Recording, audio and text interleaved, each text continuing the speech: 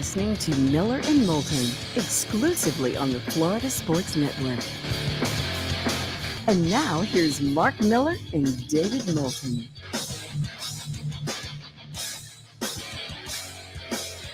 Top morning to you. How the heck are you, Miller and Moulton, on this hump day? Let's get over it together, shall we, on the Florida Sports Network. The Florida Sports Network, from Lake City to Tampa St. Pete to the home base in Fort Myers, Naples. Mark, top of the morning to you. How are you? I'm fantastic, David. Good morning.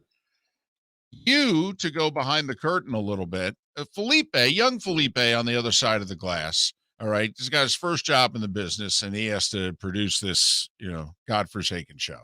And he's doing a terrific job when, we can keep him awake and when we can get him here. But he shows up every day with a sports attire of some sort. Every day. Whether it's very few, he doesn't repeat. No. But once a month. He's about 2 weeks solid, and then he starts going through the repeat. And I don't know about you, but I'm very impressed because he's still a college guy. All right. And, from a laundry standpoint, to be able to come in here every day with something new and that looks as if it is mostly clean too. Right. I'm impressed with. We don't know a lot about this kid. No.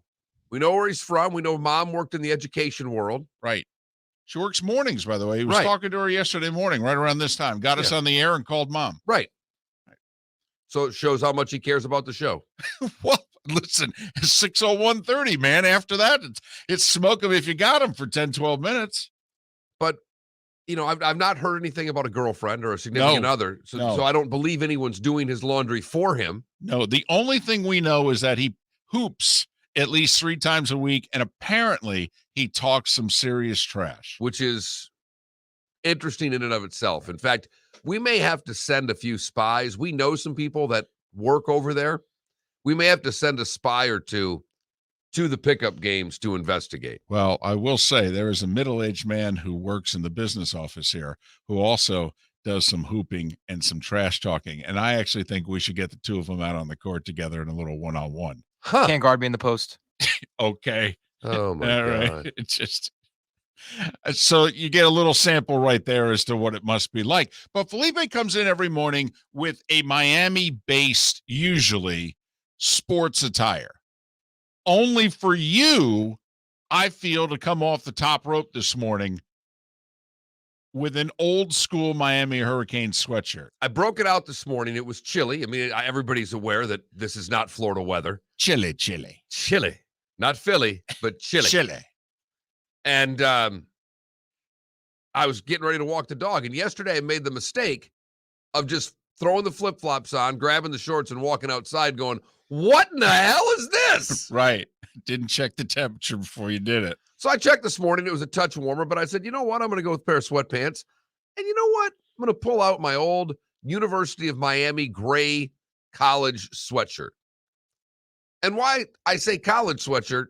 Because it's a sweatshirt that I bought when I was in college. Hence, college sweatshirt. The shirt's 10 years older than Felipe. And I just wanted to show him I could go old school. I doubled up with my Atlanta Knights and my University of Miami this morning just to go a little OG on young Felipe there. About 3 to 5 degrees warmer this morning at this point in time than it was yesterday, which is not much consolation. That still means 30s in Lake City, and it means mid to upper 40s further south along the I-75 corridor. So just, bear with it. First couple hours this morning, once you get to work or school or what have you, the next time you're outside, it should be fine. Lake City, get someone to go start your car, scrape the windshields, do what you got to do. Not quite there, but close. Not quite there, but close. I don't know about you yesterday, but, we're down to 8 teams. We're down to 7 games. I mean, it's for those of you who are predominantly a football fan and not a well-rounded sports fan anymore, this is the time of the year where you've got to start sampling other things, don't you? We do. Yes, we are sports fans. But I remember many a year when we worked in this building, other jocks, because there's 6 or 7 radio stations here now. There was 4 or 5 at the time.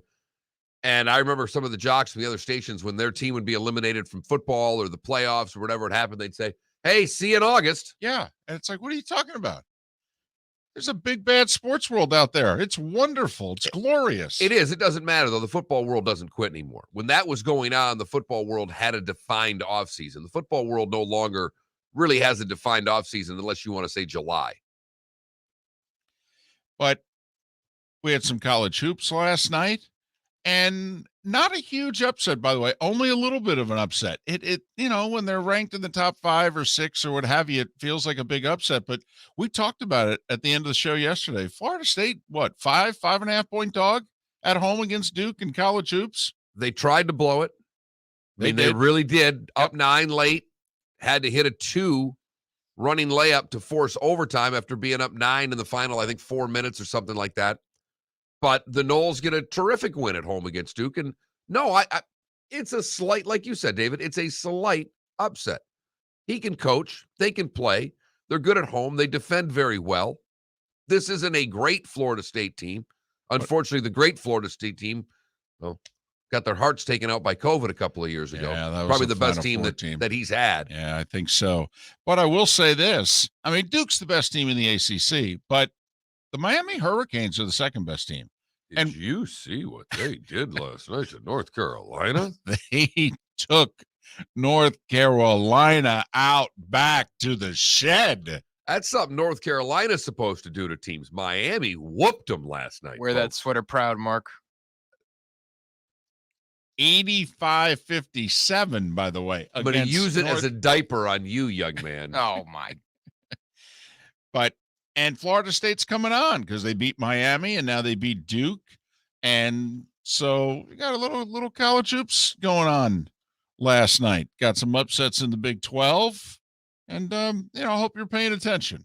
The college hoop season has actually been terrific. For those of you that literally have just started, it's been wonderful. And they're all playing one another, too. It's everything we hoped football would be. And I think it's really wide open. I know you think Duke's A game is better than anything anybody else has, but having to have that A game every night in a tournament, Duke hasn't had it during the regular season. It's tough to believe they'll have it in the tournament. I think it's a wide open year.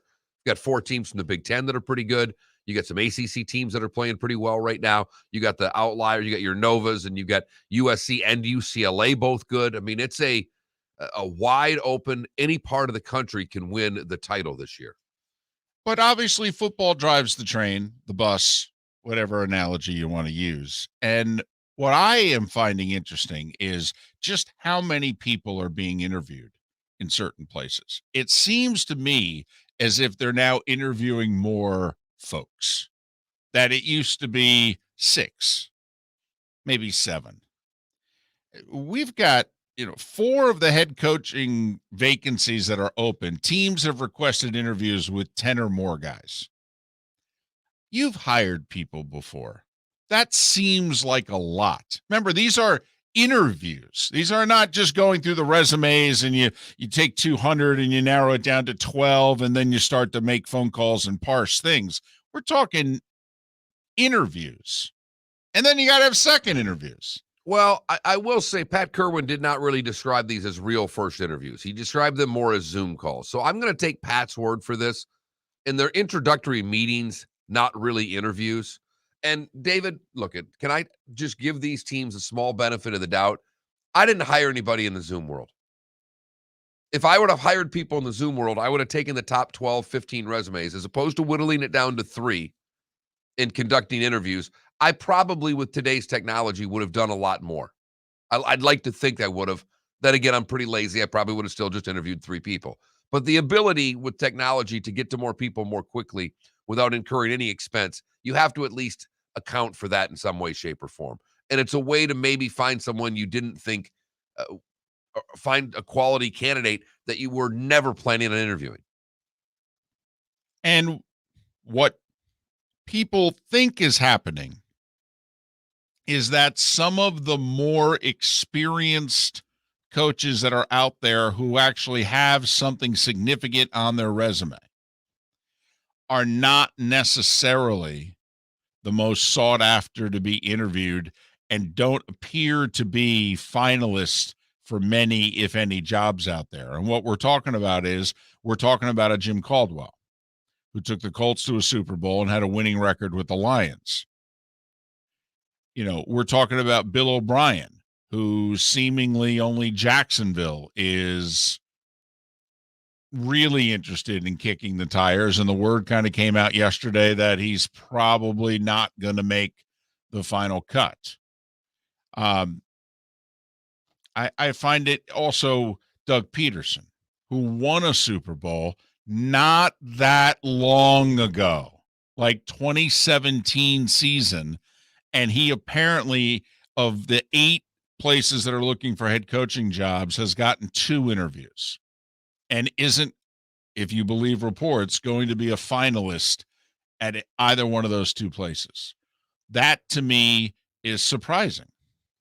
Now, Dan Quinn still looks like he's a very viable candidate in a lot of places. Of the former head coaches, now assistants that are in the running for jobs, Dan Quinn's name's popped up for several of them. And if we were to put their names on the board, do you know what the one distinction is for Dan Quinn versus the other 3 that we mentioned? He's gainfully employed in the NFL. I thought it was that he blew us the biggest lead in the postseason. Well, it is true technically by a point. I mean, Bill O'Brien was up 24-0 on the Chiefs. I got you. But yes, 28-3 does beat 24-0 plus divisional round Super Bowl. Thank you. Right. Well played. First half, second half. Right. Jim Caldwell did have a halftime lead against Sean Payton and the Saints in the Super Bowl. Yes. They all have, all blown leads in important games. But right. I guess that every coach could say that. I just thought that, 28-3 was the most significant stat of all of them, David. Although I like yours that he's gainfully employed. Look at me being snarky at 613. But, the old Jerry Glanville line, which the NFL stands for not for long, but it does show, like, even though Bill O'Brien's at Alabama, that's not the NFL. I mean, it's as close as you can come to the NFL without being in the NFL, but it ain't the NFL. And he's only been out of it a very short period of time. Doug Peterson's been out a year.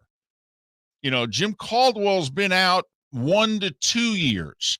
And one of those 2 years was because of health reasons. And it just goes to show how quickly, out of sight, out of mind. Well, going back now, hell, David, 14, 15 years, you'd probably have the exact number. You and I could never understand why Brian Billick, as was OC with the Vikings and part of that 15-1 Vikings team, right? Yeah, he was, and which was at that point in time set the record for the most points in the history of the league. Goes to the Ravens, wins a Super Bowl, does it with defense. Right. So he's been an OC that scored more points than any team, had one of the greatest defensive Super Bowl victories in the modern era. Mm-hmm. And got like one serious consideration after he was fired from the Ravens after the 2007 season. One in all the years thereafter. And you're right. You and I constantly to one another. Why is no one interviewing this guy? And not only that, he was in PR with the Niners. All right. And in broadcasting. I mean, he was on the NFL Network right, and was doing pretty good work, was doing games as a color analyst. No. I for the life of me, David, I couldn't understand that one. But the out of sight, out of mind, and the fact that whether it's, I hate to think it's financial that they're wanting to hire former coordinators instead of head coaches. I just think that the NFL, much like, everyday society, we get very, what have you done for me lately? Very trendy. And a lot of businesses are doing what? They're going younger. And and you and I, when this whole thing started, whether it was Jacksonville, whether it was Miami, we were literally like, I don't know if we'd interview anybody who hasn't been a head coach. I don't know if I'm interested in any of you right now. Maybe the next time, but right now I don't have the patience for any of you who haven't done this before. And I had never been that way in my life until I've watched first-time coaches have the amount of blunders that they have. So that's some of what's going out there with the NFL right now. And we'll go through it a little bit more in detail a little bit later on. We got a poll question coming up and a good show lined up for you. We'll start checking in on these divisional playoff games. Mo Egger will join us from Cincinnati. The Bengals through to the second round for the first time since the first Bush presidency. And Matt Cannata will join us. He'll give us an update on the coaching carousel throughout the NFL. And a couple hours from now, a weekly appearance from our buddy Seth Everett. It's all part of Miller and Moulton on this Wednesday morning.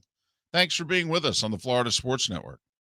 We've hit the divisional round of the NFL playoffs, and DraftKings, the official daily fantasy partner of the NFL, still has huge cash prizes up for grabs. This week, new customers can get on the game and play free for millions with their first deposit. There are only a few weeks of football left, so draft your squad now. Playing daily fantasy football simple. Just pick your lineup of NFL stars, staying under the salary cap, and score enough points to bring home cash. And with a free shot at millions of dollars in total prizes, you'll feel the action of the divisional round like never before. DraftKings, safe, secure, and reliable. Best of all, you can deposit and withdraw your cash whenever you want.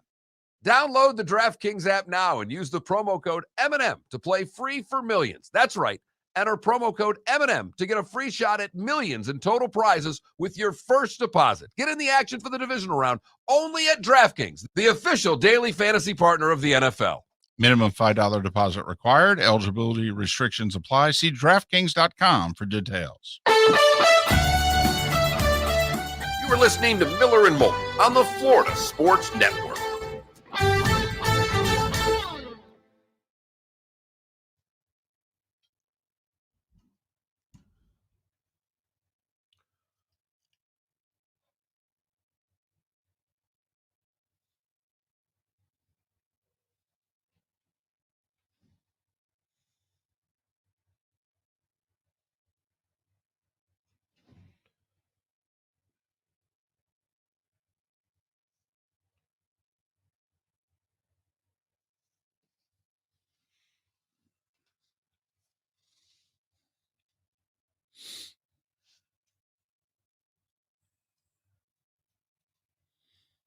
What's going on? This ain't good. Huh? This ain't good.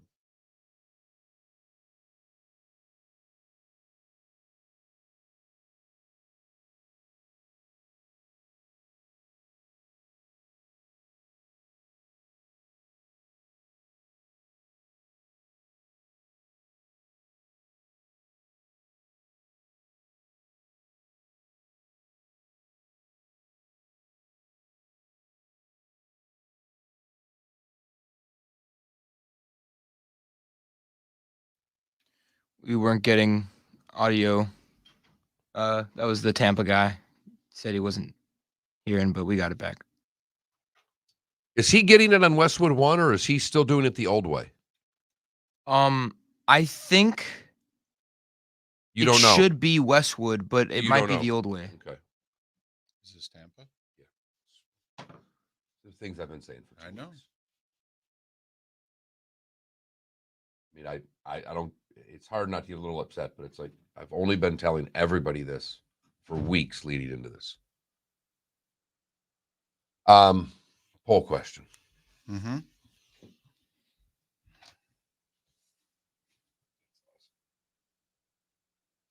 That's awesome. My buddy's daughter's new fan of the show. He's got the. Uh-huh.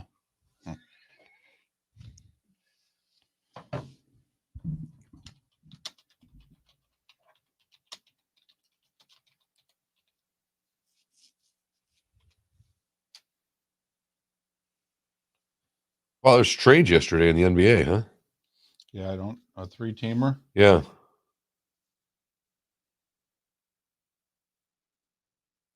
There's a bunch of parts, though. Yeah.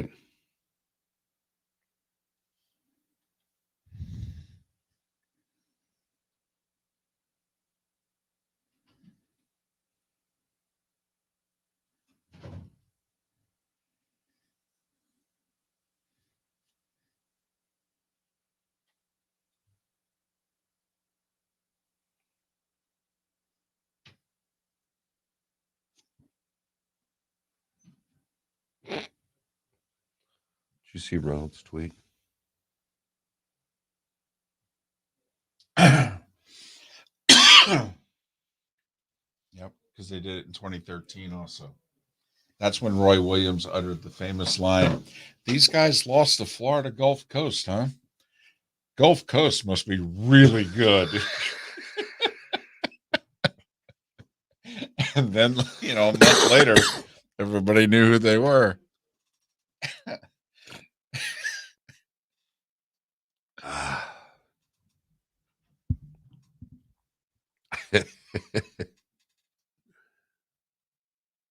Trying to figure out, is he in New York or is he back in LA? I think he's in LA. I think he is too. He's gotten a little heavy. Yeah, well, Some chubby cheeks. he's almost 50 now.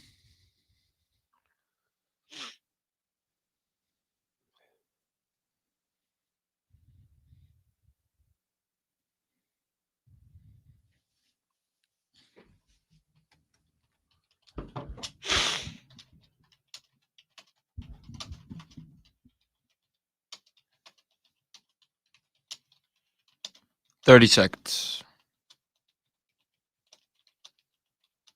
In my poll question, we have you turned the heat on in the last 2 days. Okay.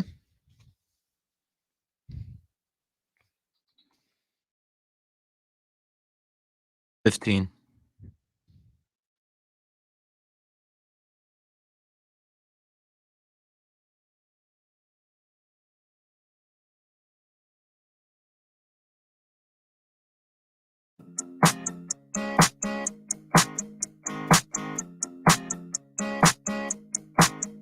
You're listening to Miller and Moulton, exclusively on the Florida Sports Network. 23 minutes past the hour, top of the morning to you. Miller and Moulton, the Florida Sports Network, the Florida Sports Network. The starting five coming up in about 15 minutes' time. Poll question, what are you thinking?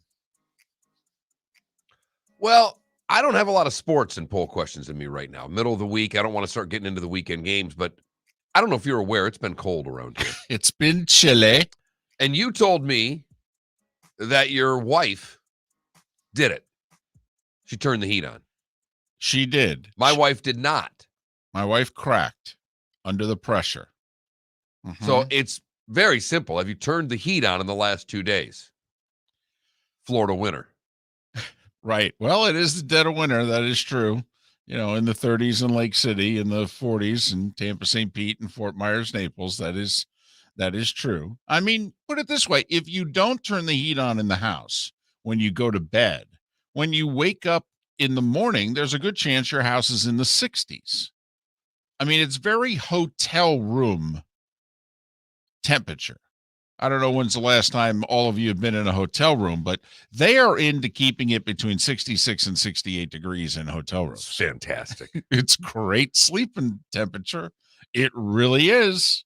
All right. Might be a little chilly when you step out of the shower, but it's great sleeping room temperature. And, I don't know you have a bigger house than we do. So maybe, I don't know, maybe it stayed warmer.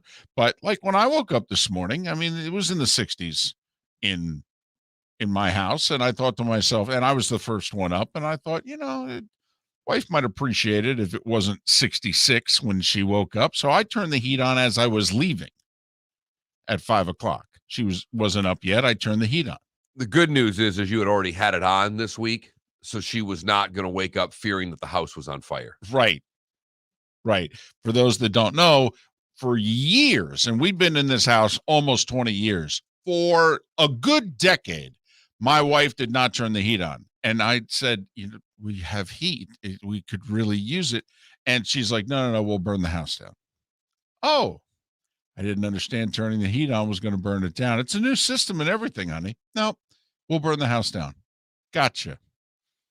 So I would, sneak it, turn it when she'd leave. I'd turn it on. Or while she was sleeping, I would turn it on. Well, she probably turned it on once or twice, and that smell makes you think you are burning the house down when you use your heater once every 2 or 3 years. So that's the very simple question. That's what we're going with. I can always add another one, David. No, I like it. I like it. Simply this week, if you turn the heat on. Yeah. I like it. Chickens. Soft. Really? Coming from you? No heat on in my house. Well, that's the first time you've been the stronger one on this show in a while. There's no doubt. As you wear shorts to Green Bay on the weekend. I did have a miscalculation earlier in the season. I usually dress for where it is that I am flying to. So I get a lot of looks on the way home because obviously flying to Florida, and I'll put on shorts and flip-flops for the flight. And people look at me when I'm leaving a northern wintry city. It's like, I don't know what to tell you. When I land, it's going to be 78. And so, yes, I miscalculated, rushed to the airport late, the whole deal, and was dressed as a Floridian and landed in Green Bay, where it was 6. And I got to admit, the shorts is not a problem. It's the flip-flops. The flip-flop, yeah, that was a miscalculation. Socks are your friend in cold weather. Yes. As someone who lived in Fargo, I would think you would know that because Green Bay at least is in the area code, if you know what I mean. Yes, it is. It's a distant area code, though. I mean, it is. There are degrees, just like we all know in Florida, there are degrees of hot. There's above I-4, there's below I-4. It can be 12 degrees different. Same thing, Green Bay to Fargo. It can be 12 degrees different, and it's a key 12 degrees. No, and I have a buddy who's in Minnesota and tweeted out or texted out a picture of the temperature in his hometown and then the temperature in Antarctica. In Antarctica was warmer. I went, okay. All right. That's kind of saying something. I guess I won't say anything about 48 the other morning. So, maybe a little bit later on in winter, the poll question could be shorts or pants. There you have it. I like it. So while I have cracked and turned the heat on, I am still in shorts. So we have that going for us. Starting 5 coming up in just a few minutes. Our guest list will begin roughly 1 hour from now. I don't like to do this, but did you see who passed away yesterday? Ron Franklin.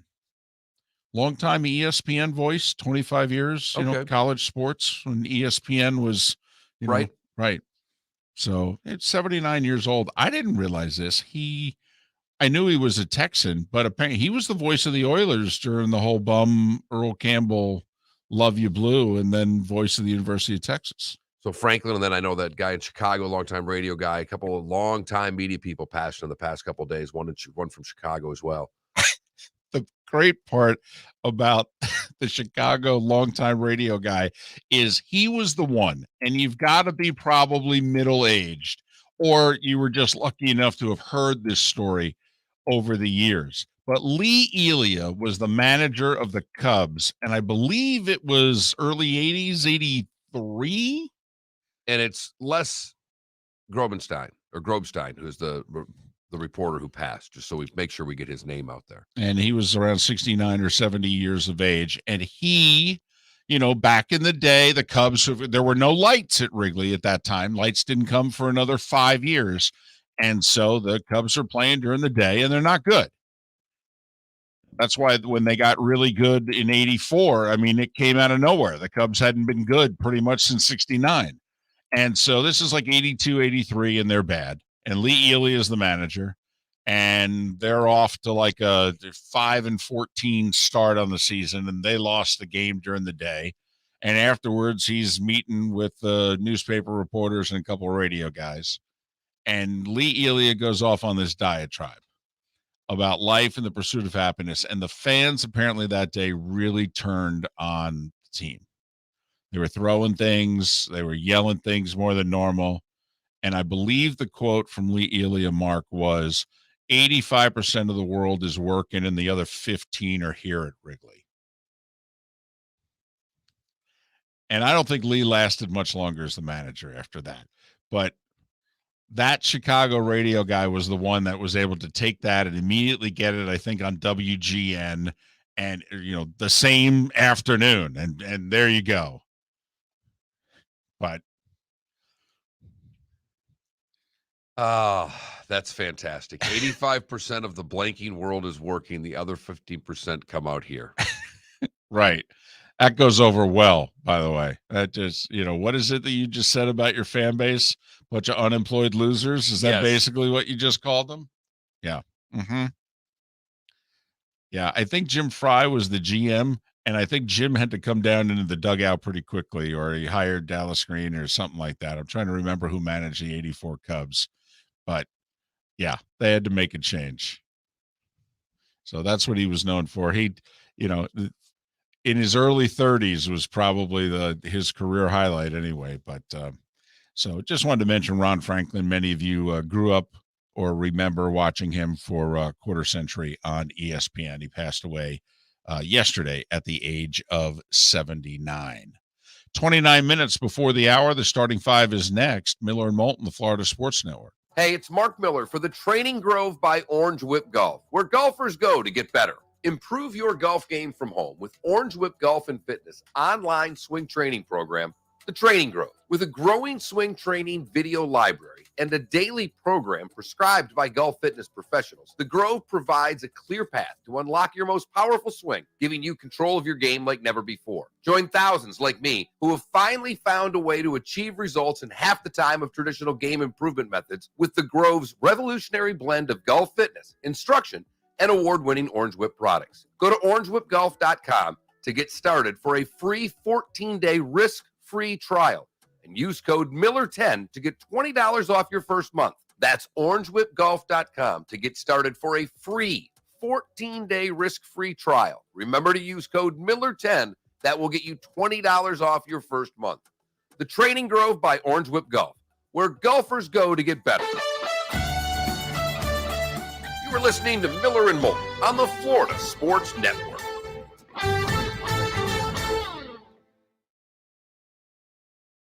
Not only that, why are the Golden State Warriors trying to look like the early 90s Cavaliers?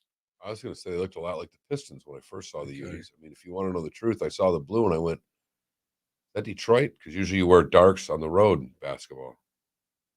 I think they're wearing them too often. Did you see how bad Butler got beat again? Yeah. They're getting beat by 20 every night. Yep. What happened to the Bonnies, by the way? They got whooped last night by Dayton. Yeah. Yeah, by like 18. Yeah. I know the Bonnies have. They're like 12-4. Yeah, they're not getting that large. Oh, they're second in the A-10. They would. Yeah, I don't know. I've had some bad losses.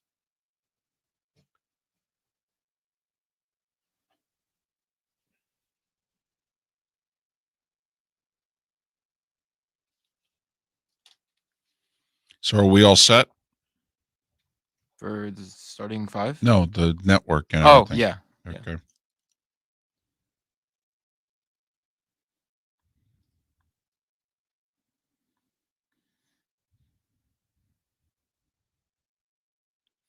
So I was looking at the 24/7 transfer portal rankings. They now have LSU 1, Florida State 2, Florida 4. What's that? The Yeah. 24, yeah. It changes daily. Yeah.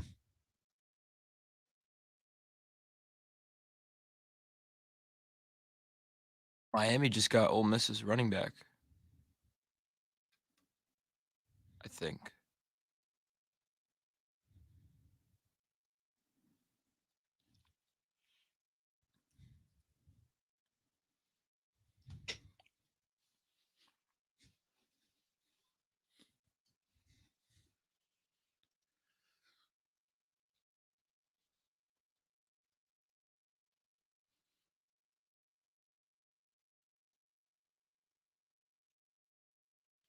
Ooh, that away.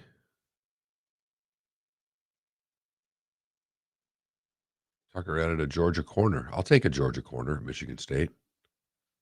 Yeah, that's probably a good ad. Right? Right. I mean, their D backfield was awful. I don't care if this kid's a 3-star. He's 6'3", 211. He can play for Michigan State right now.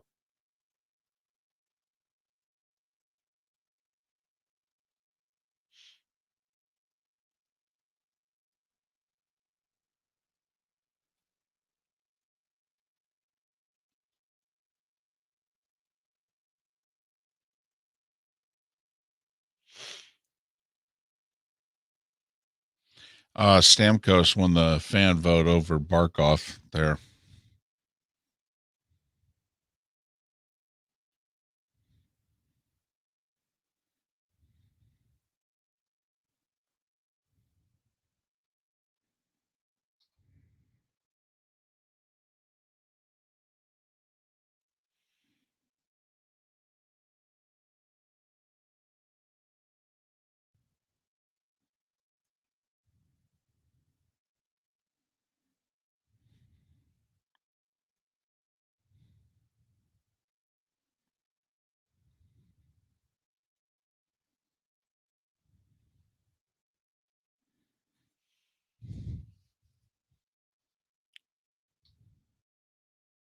Yeah, LSU 1, Florida State 2, Florida 4. South Florida is like 12th. But in South Florida's case, I would even rank them higher because of what they need, because they've got like huge numbers. I think they're bringing in like 14 guys and 12 of them are 3-stars. That's significant for the Bulls. I mean, that may not rank nationally, but for South Florida, that's a whole recruiting class.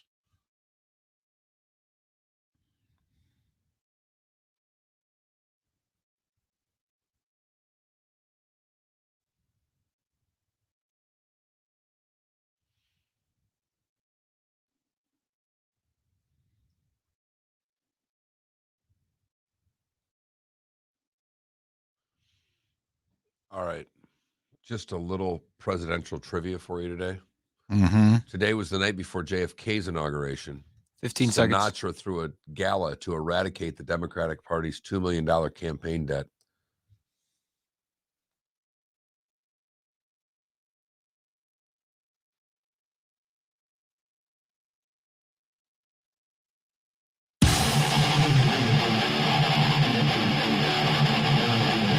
You're listening to Miller and Moulton, exclusively on the Florida Sports Network. 22 minutes before the hour. Miller and Moulton, the Florida Sports Network. The Florida Sports Network. Mo Egger will join us from Cincinnati an hour from now. The Bengals through to the divisional round, and how many of you are going to ride them against the Titans? The underrated,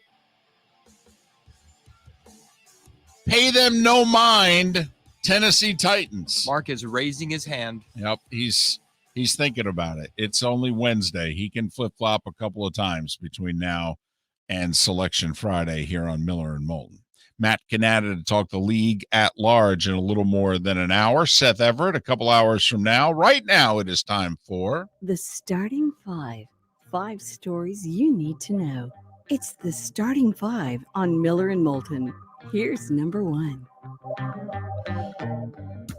Well, I got to admit, it was a day later than I thought it was going to happen. Did you see Dak finally took to social media yesterday, late in the day, to apologize? Actually, it was last night. So it was 48 hours after their loss to the Niners. There's part of me that thinks he checked out for 40 of those 48 hours, if you know what I mean. There's a part of me that thinks he really didn't want to. Oh, I don't think he did either. If you missed that entire franchise is living in complete denial right now. Yes, they are. Yes, they are. They need a reality check. They need some tough love. Their fans need it too. Yeah, well, they all believe the owner. Yeah, They think, the head cheerleader. cult of personality there. So, although I will say in Jarrah's defense, and he is the head cheerleader, but he did say immediately after the game, this did not come down to the final play.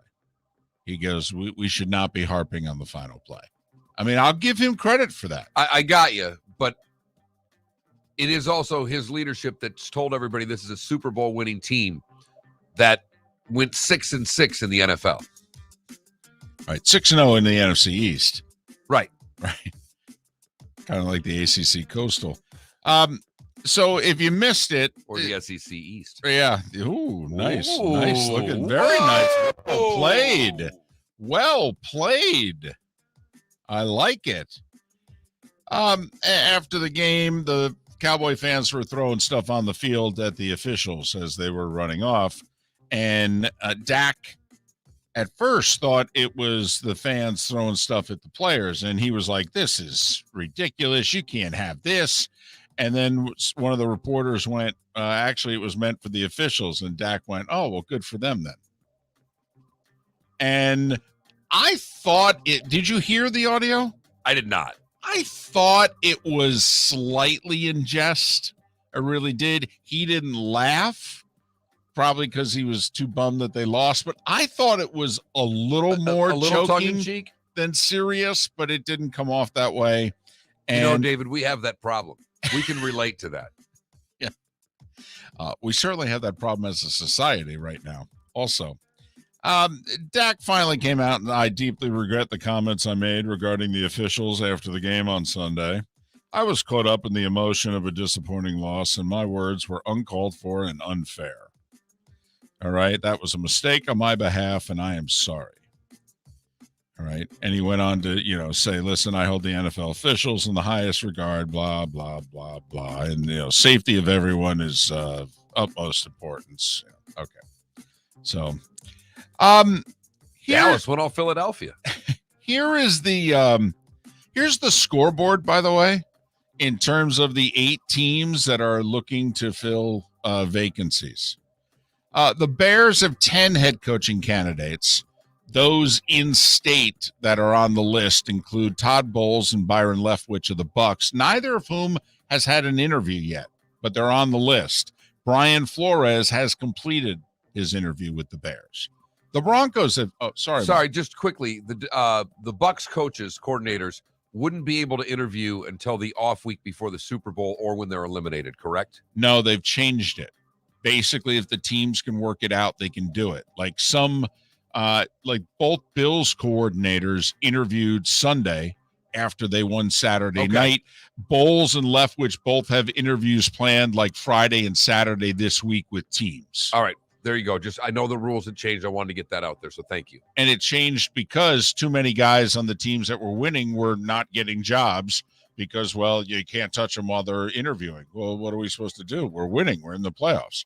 The Denver, 10 head coaching candidates. Houston, by the way, only 4. And they have completed all 4 interviews, one of them with Brian Flores.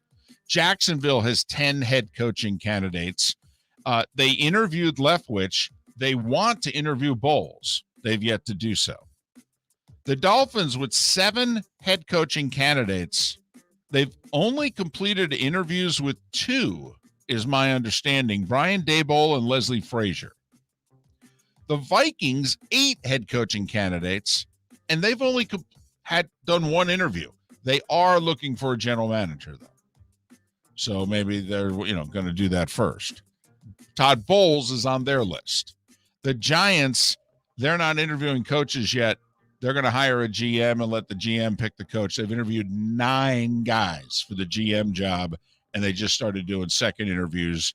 The assistant GM with the Bills, Joe Schoen, has been interviewed. There's a lot of people that think that if Joe Schoen gets one of these 4 GM jobs, that he is going to bring Brian Daboll, the offensive coordinator with Buffalo, with him. So there you have it. That's the scoreboard, Mark, as to who has vacancies and what have you, and just how many jobs that both Leftwich and Bowles are interviewing for. Jerry Rice's son, Brendan, a wide receiver who was at Colorado. He's transferred to USC. For the record, he was a 3-star recruit. So if you think about it, he was more highly thought of. He was more highly recruited than his dad. Right. Did you see Nick Saban just a little bit dipping his toes into the political waters? Hey, I know you say just dipping his toes in, but for Nick, that's a cannonball. For him to mention politics, to me, is a cannonball for Nick Saban. Nick Saban has signed a letter, because Nick's from West Virginia, and so is Jerry West and a few others. And basically, the 5 most prominent people in West Virginia sports have all signed a letter and sent it to Joe Manchin, the senior senator from West Virginia, and urged him to support passage of the Freedom to Vote Act. Nick did put a qualifier, however. All right. Nick did say he better be a 5-star. No. No. Nick's qualifier, though, is I believe in this Freedom to Vote Act. There's also something about eliminating the filibuster. And Nick did in his letter say, but I am not in favor of eliminating the filibuster. Because that's supposedly the reason why this senator is not going to vote for this. He's like, no, I believe we need the filibuster. This actually will not be a good thing. Nick's like, listen, is there a way you could separate this? Okay. And if so, please vote for the Freedom to Vote Act. So it's the first time we've ever heard of Nick, dabbling in politics. Right. Since he's been at Alabama. I have no idea if he did it at LSU or Michigan State, but wouldn't have mattered. Well, that's true. He wasn't quote unquote Nick Saban yet. College hoops last night, Mark. Florida State upset Duke in Tallahassee in overtime, 79-78. A terrific game. You could tell by the way they've done a lot of winning in basketball at Florida State. That was not a full court storming last night at all. That was like 50 fans, I think, that basically ran out onto the court and had to be removed by security. Yeah, I had a few friends on the court. They were FaceTiming me from the court, and I was like, you guys just beat Duke? Where is everyone? Nope. No. It wasn't that big of an upset. And if Florida State's not ranked and they beat Duke, if they've won 2 ACC games, no. At some point, put your big boy pants on and understand that's what we're supposed to do when we're at home. And if you really think about the last 7-8 years under Leonard Hamilton, won a lot of games. A lot of games. And they hardly lose, actually, in that building. So the fans there are like, there's no need to storm the court. Yeah, the seniors want to have their fun before they leave. Miami, by the way, humiliated North Carolina, had a 25-point halftime lead. That hasn't happened in North Carolina in over 10 years. 85-57, the Canes over the Tar Heels. UCF was down 16 at the half on the road, rallied to force overtime and beat East Carolina 92-85. South Florida got whooped up on by Houston. 10th-ranked Cougars won by 19. Texas Tech beat Iowa State in a battle of ranked teams by 12. The one top 25 upset, if you will, outside of Florida State over Duke was Texas, lost at home to K-State, 66-65. Other games in the state of Florida, FGCU beat Stetson by 2 in overtime. Jacksonville lost a showdown at Liberty by 39. Women's hoops, Duke beat Miami by 9. And the coaches poll came out in women's basketball, and FGCU is the only team in the state ranked. They're number 21. UCF and South Florida both just outside the top 25. NBA, only 2 games last night, Mark. T-Wolves edged the Knicks at the Garden, 112-110. And we had said take Golden State and lay the 15.5 against Detroit. Boy, did we have that one nailed. Well, we kind of did. They were up 28 at the half. What'd they win by? 16. There you have it. Woo! There was a 3-team trade in the NBA yesterday. You got to be a real goober to want to know the particulars of it between Boston, San Antonio, and Denver. Look it up. Hall of Famer Lucia Harris, the first and I believe still the only woman ever drafted in the NBA, died at 66. Hockey, we mentioned it yesterday. They were retiring Willie O'Ree's number 22 at the Boston Garden. The Bruins didn't show up for the ceremony, though. Carolina beat them 7-1. Man, that's ugly. Panthers went to Calgary, lost 5-1. Lightning have beaten the Kings 10 straight times, 6-4 Tampa Bay over L.A. Hedman with 2 goals and assist. And Stamkos got voted onto the All-Star team, which he deserved. A tough little division to get into the All-Star game Yeah. there. I mean, this, one guy from every team thing makes it a little difficult for some really good players if you're actually into the NHL All-Star game. I mean, Barkov's not making the team for the Panthers. That's how good that division is. Australian Open, the top seeds, because I consider Nadal now the top seed with, Djokovic back in Serbia. Nadal and Ash Barty both advanced to the 3rd round. A couple of Americans have advanced to the 3rd round as well. Peter Korda's kid, Sebastian, who's still only 21 years of age, he won 7-6 in the 5th. You know how they do the 5th set tiebreaker in Australia? They played a 10. So it's not the first one to 7 by 2. It's played a 10 by 2. He won the 5th set breaker 10-6. He's really talented. Yeah. And he's far and away the least talented Korda kid. Well, and not only that, his old man won a major and, was a perennial top 10 player in the world. And his sisters are both, the one sister's the number 1 player in the world and the other's a top 20 player in the world. Right. Right. And then there's you. And then there's you, Sebastian. You're 21. I hope your mother loves you, Sebastian. Madison Keys also advanced to the third round, and in an interview, because she had an awful 2021 on the court. I mean, she's been a finalist in a couple majors, and she dropped to 87th in the world last year, and she referred to 2021 as a dark pit of despair. God, So, that could make that's a good book title. Well, either that or just, I'm thinking Premier League. Oh. Channel it, Mark. Do it. Give me the quote again. Dark pit of despair. Oh, Manchester United is in a dark pit of despair. And we don't know if they can dig themselves out of it. That is pretty good. We may have to write that down and save it. How are things going for the Giants? Oh, it's a dark pit of despair. And it sounds so much better with an accent, at least to me. I agree. Any accent, by the way. I think the only one it doesn't sound good in is English. I don't know if you can go Southern with that. Well, we'll work on it during the break. I'm not going to do it now. No. And that, Mark, was... That was the Starting Five every weekday morning at this time on Miller and Moulton. I'm afraid if I do it in a Southern accent, it's going to be Aykroyd and Driving Miss Daisy, and there's just no getting around a Canadian doing a Southern accent. It's just awful.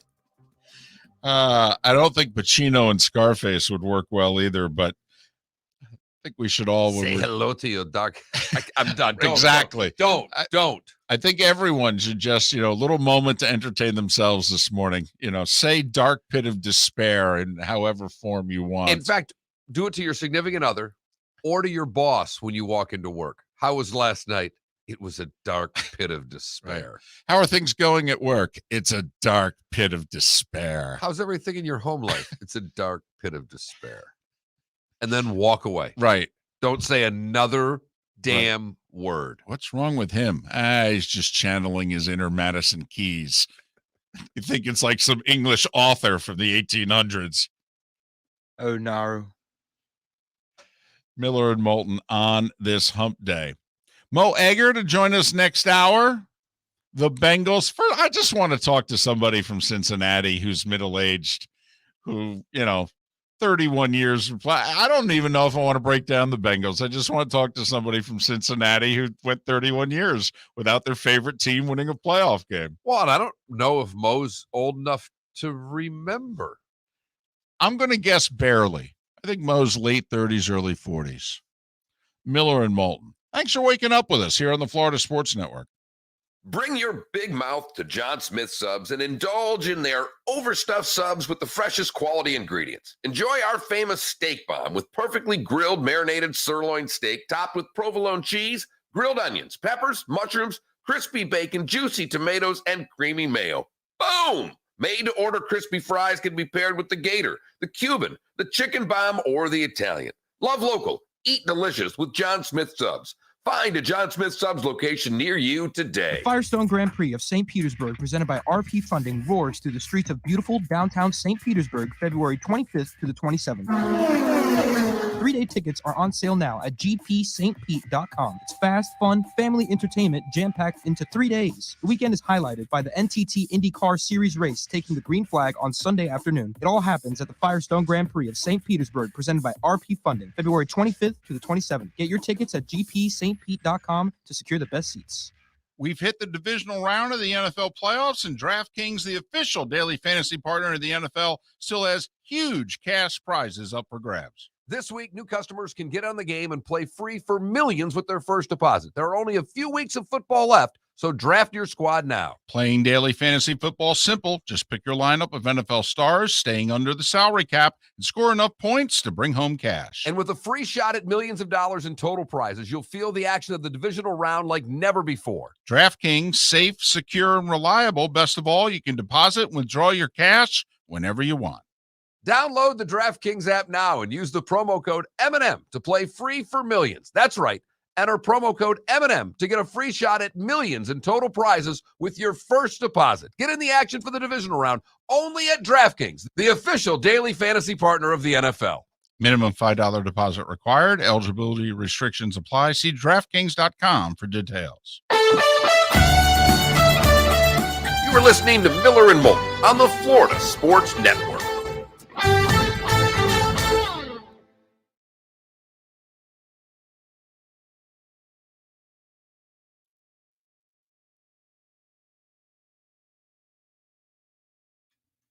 Dark pit of despair.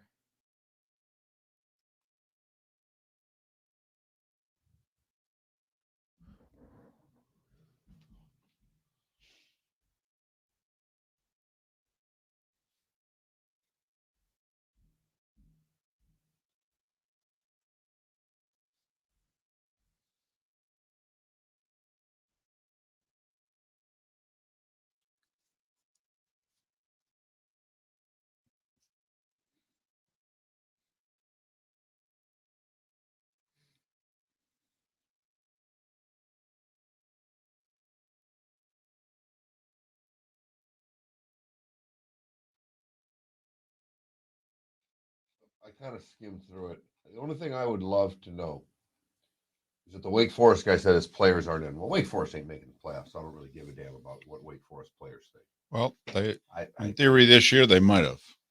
well, I mean, they lost in the ACC title game. I got you. And they'd have played one more game and gotten beat. But what I would just love is to hear from some of I mean, not being a smartass here. So a little small article, not too hard to, bunch of coaches bitching. Like to hear from the players. We'd love one player to have stepped into that. Can I talk to one of your players who are these players that don't want to play more? Can I talk to them? How the hell are we going to get to 85? My God, how? Maybe start recruiting kids again.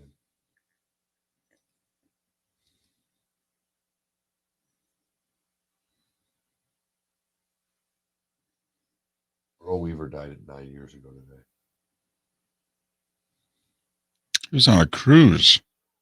The guy we'll get this guy on if baseball starts playing.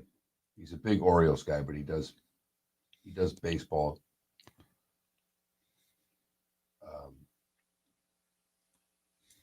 For Barstool. He's pretty good Twitter follow.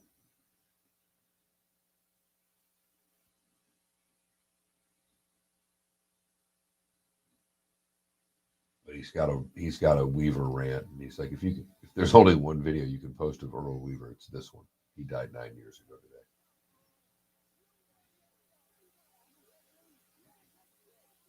Oh, don't touch me! You touched me. Oh yeah,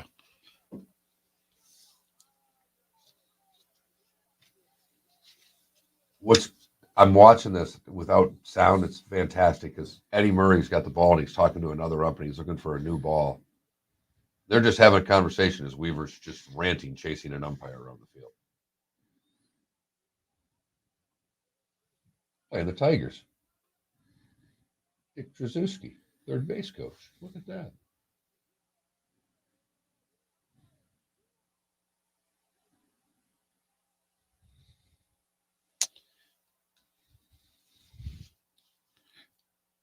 Desval, that's pretty good. Dark Pit of Despair is a great nickname for a stadium or arena. Good rock band, good goth band. How about Gator Boy? That's a nickname for my bedroom. Hello.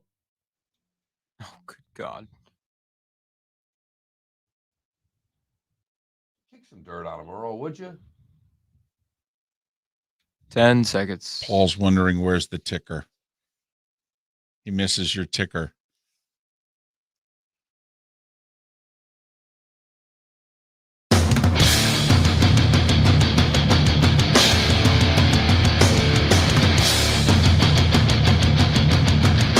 You are listening to Miller and Moulton, exclusively on the Florida Sports Network.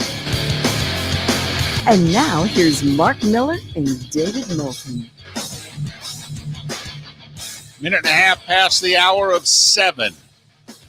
Top of the morning to you. How the heck are you? Hump Day edition of Miller and Moulton on the Florida Sports Network, the Florida Sports Network. Mo Egger from Cincinnati, 15:30, The Ticket, The Athletic. Anyway, the Bengals, Joe Burrow. That's why he'll be on in about 35 minutes' time. Did you see Dennis Dodd from CBS Sports and CBSSports.com has been writing extensively about the college football playoff committee, the expansion that's not happening and all that. Did you read his latest piece of work in the last 24 hours? The ACC article. Yes, and he did ACC earlier, and he's kind of doubled down to got more quotes from more people in the conference as to why is it the ACC is such a no on Right. this. The coaches don't like what's going on in college football. The ACC coaches are honked off. That's what I gathered from the article. They're very upset. They're angry with college football, David. I sense a little bit of sarcasm at the ACC coaches' expense here. Dripping.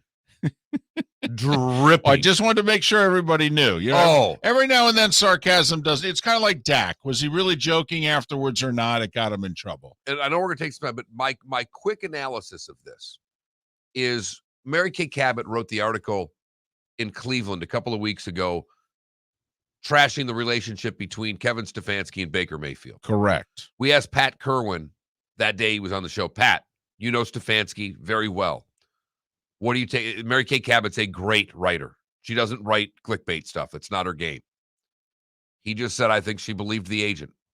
Right. Got all the info from the agent, and that might not be how the coach and the quarterback feel. And when I read this article, it's like Dennis is really close with the ACC coaches, and they called him, Dennis, I got to get some stuff off my chest. Can you help me trash college football? Because I need to trash it today. That's how I view this article. I don't have any sympathy for college football coaches who bitch and moan about how awful their product is. I guess that's a me issue. Last week because remember, it was 2 Mondays ago that Georgia beat Alabama for the national championship. In the 48 hours leading up to that, the 10 conference commissioners and Notre Dame AD Jack Swarbrick got together in Indianapolis, and they spent 2.5 days trying to hash out, hey, can we come to an agreement on expanding the college football playoff? And the answer was no. And one of the conferences that was probably most adamant against it was the ACC. And that the ACC and the Big Ten seem to be a two-conference alliance right now, that the Pac-12 is willing to go along with the SEC, but the ACC and the Big Ten has certain issues, but the ACC was just like, we don't think this is a good idea right now. Now, the one part of the article that is hard to refute is that there's more money if they wait. That is the one thing that I take from it. They talk about whether we're going to expand before the current ESPN deal is up or when it expires. And the easy thinking is that if you do it now, you get more money. But I think you could get substantially more money when ESPN's completely out of the deal. Well, and everybody in the sport now believes that. But yet most of the sport, I think, wanted to go ahead with a new playoff format beginning in 24, as opposed to waiting until 26 and the bigger windfall. Well, we don't want to wait. We know that it's the right. If we think it's the right thing to do, it doesn't make a lot of sense to wait to most of us. So basically, Dennis Dodd asked the coaches in the ACC, why are you guys such a no? And they were very vocal, those that were willing to talk. Dave Clawson of Wake Forest is like the chairman of the ACC coaches. But Dabo Swinney and Pat Narduzzi of Pitt. And remember, Pitt and Wake Forest just played for the ACC championship. In theory, if we had a 12-team playoff, one, if not both schools, certainly the winner would have been in the playoff. But there's a chance that even the loser would have snuck in at number 11 or number 12. A chance. And yet both coaches are adamant that, yeah, we want no part of this, even though we know this year in particular, it really could have benefited us. All right, you're the one that is not buying what they're selling. No. So let me just throw stuff up in the air and you pinata it. All right. Clausen is saying, I don't even know if we're going to be able to field the team in the spring between COVID, injuries, opt-outs, and the transfer portal. And they say in the last 2 years that the average ACC program has lost over 10 players to the portal. Now, the one thing he didn't have in there that would have been really relevant to this article is what the rest of the conferences are losing. Who's gaining players? Who's losing players? What that number is college football wide. And he admits that he doesn't have it. Right. He fully admits right. that I don't have the other conferences. It would be very nice if he did. I'm not yelling at Dennis Dodd. Right. He did a lot of research. That would be nice. So my first thing is, well, one of your schools doesn't even play in the transfer portal. So your numbers are going to be, you're at a disadvantage when you have one school who doesn't play. You have 25 kids that left Clemson, and he won't get anybody back. So that's just one school. All right. Clausen of Wake Forest is quoted as saying, listen, we're not getting any help from the NCAA. What they've done is a great job of opening up the outflow valve, and they haven't helped us at all with the inflow valve.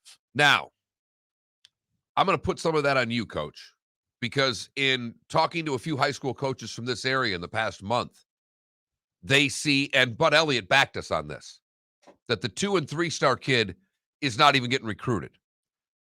Bud has said on this show, and I'm going to leave this, I'm going to give his answer because I think he knows far more about the recruiting game than David and I do combined. We're dealing with that extra year of eligibility where guys are getting 6 years because of COVID. I do think we have to let this shake out a little bit to see how things happen. All right. Along those lines, Narduzzi of Pitt has said, because of the mess that COVID has caused and the NCAA trying to be fair and saying, you know, hey, since you guys played through COVID, you basically saved college football by doing so. We're going to give all of you that extra year of eligibility during your time that you can play college football. Narduzzi has said, but coming up in a year here, we all have to get back down to 85. Can you increase it to 90?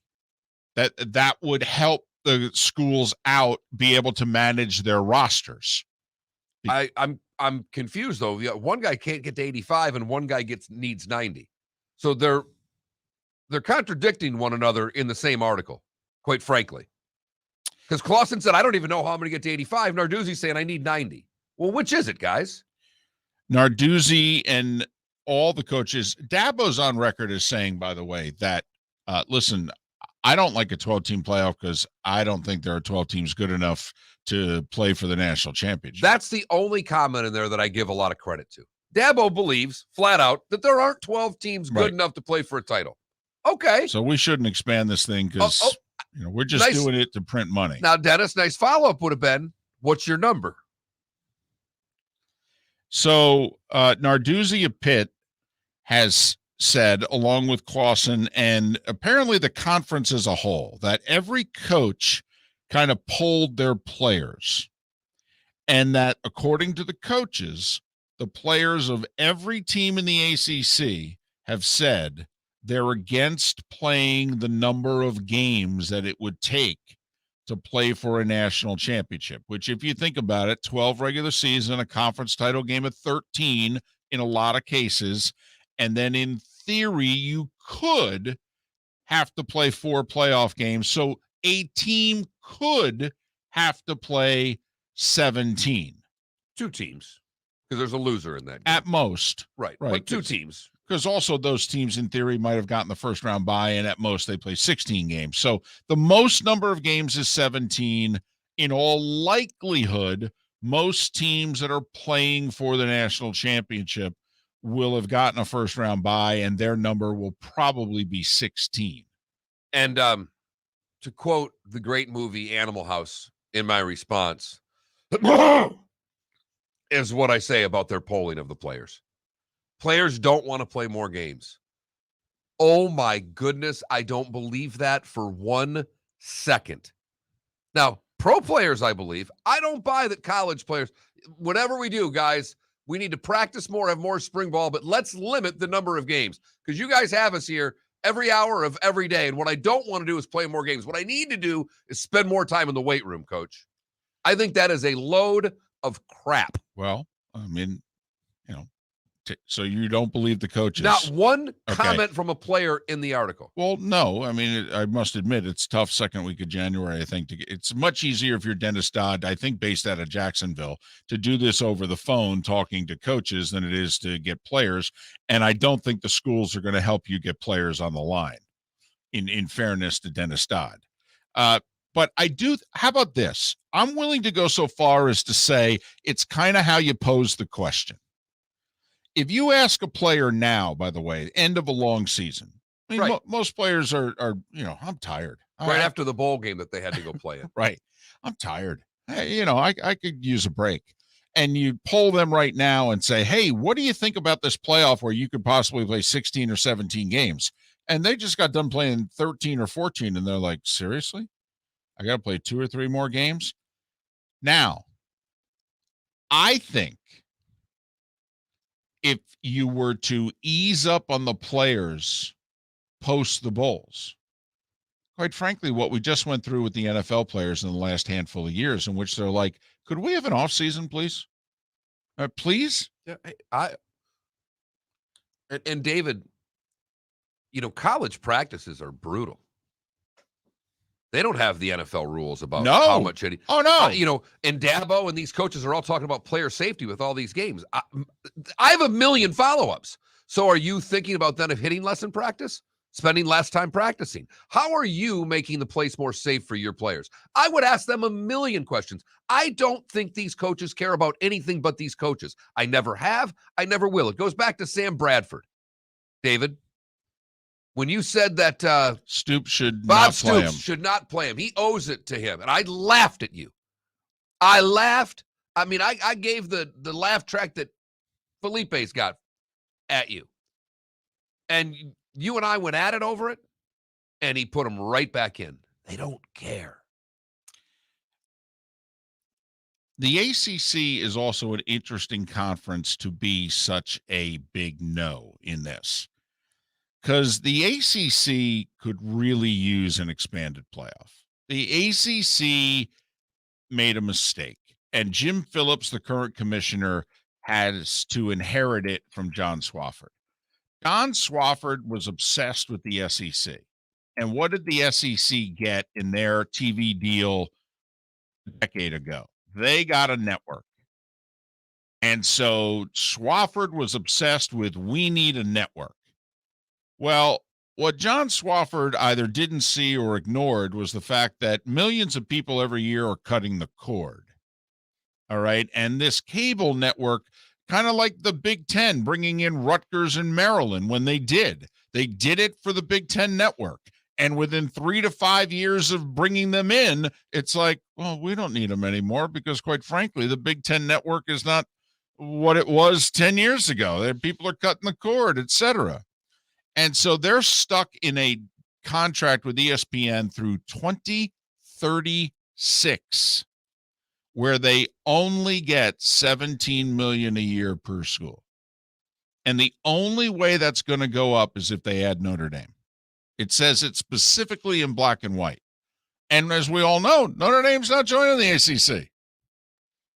They're not. They don't have to. Hell, their AD's got a seat at the table. Okay, they're perfectly happy with Sankey's proposal. They're not joining the ACC. And so the ACC is stuck financially in a really bad place for the next 15 years. In which going forward also, as we talked about months ago, we were on top of this. We said, where are Miami and Florida State games going to be seen outside of the ACC network? I mean, once ESPN bought the rights to the SEC away from CBS, I mean, do you really think a Miami and Florida State game is going to be on ABC at 3:30 on a Saturday? Are you crazy? The SEC won't allow it. They literally will not allow ESPN to do that. No, Miami and Florida State will get a network. They'll be on ESPN or maybe on ABC at night. You know what I mean? Maybe. No, when they're playing one another. Oh, okay. No, David. When they play one another. Other than that, you're looking at the Deuce and ACC network. Yeah.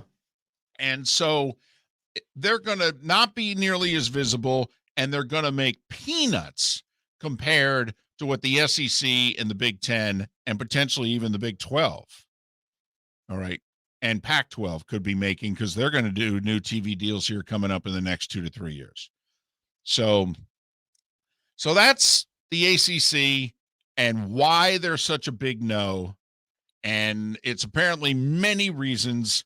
And they've all but said, yeah, in fact, Mark, as we head to break, the ACC has recommended that the sport as a whole take 365 days to reevaluate where we are in the sport as a whole, and then come back and sit down in 2023 and try to find solutions to the problems of the sport. And then let's work on a new playoff in 26. So what these coaches are saying essentially is that college football is in a dark pit of despair. Which is a recurring theme on this hump day edition of Miller and Moulton on the Florida Sports Network. Hey, it's Mark Miller for the Training Grove by Orange Whip Golf, where golfers go to get better. Improve your golf game from home with Orange Whip Golf and Fitness online swing training program, The Training Grove. With a growing swing training video library and a daily program prescribed by golf fitness professionals, The Grove provides a clear path to unlock your most powerful swing, giving you control of your game like never before. Join thousands like me who have finally found a way to achieve results in half the time of traditional game improvement methods with The Grove's revolutionary blend of golf fitness, instruction, and award-winning Orange Whip products. Go to orangewhipgolf.com to get started for a free 14-day risk-free trial and use code Miller10 to get $20 off your first month. That's orangewhipgolf.com to get started for a free 14-day risk-free trial. Remember to use code Miller10. That will get you $20 off your first month. The Training Grove by Orange Whip Golf, where golfers go to get better. You are listening to Miller and Moulton on the Florida Sports Network.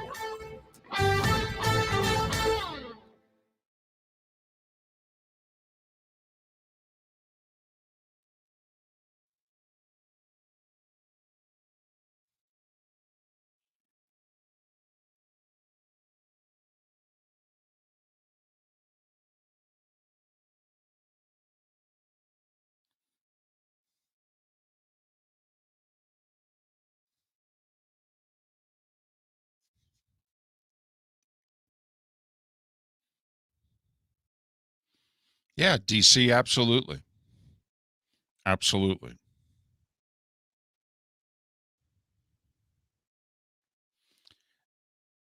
Now, I will say, though, like right now, you're pretty much limited. You can bring in only 25 guys. And you could see where teams would have a numbers problem if they happen to lose a whole bunch of guys and they can't keep up. So that is a rule change that I think maybe they should look into. Hey, you can bring in as many people as you want to bring in, but the number is 85 or the number is 90, whatever it is.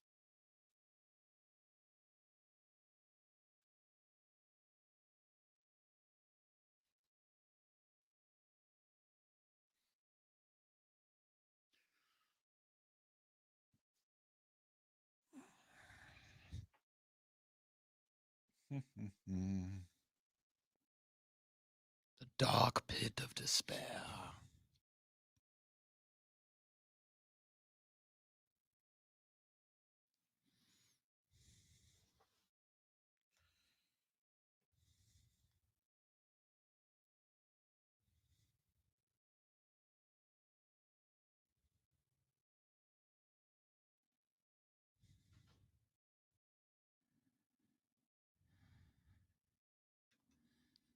You flippin' twit.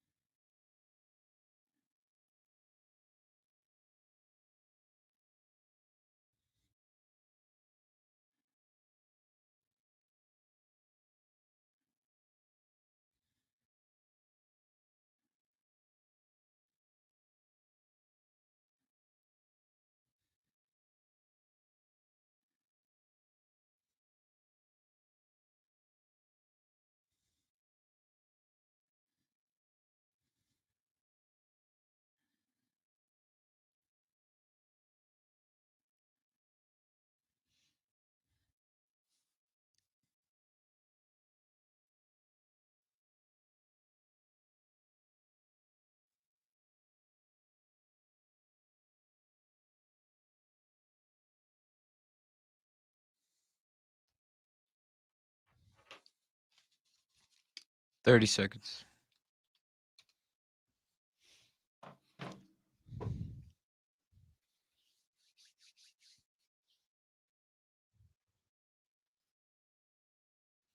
Why did the hat cross the road?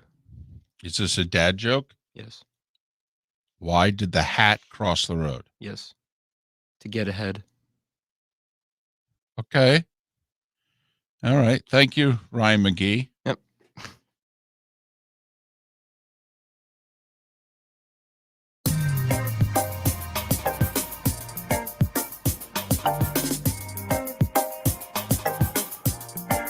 Welcome back to Miller and Moulton, only on the Florida Sports Network.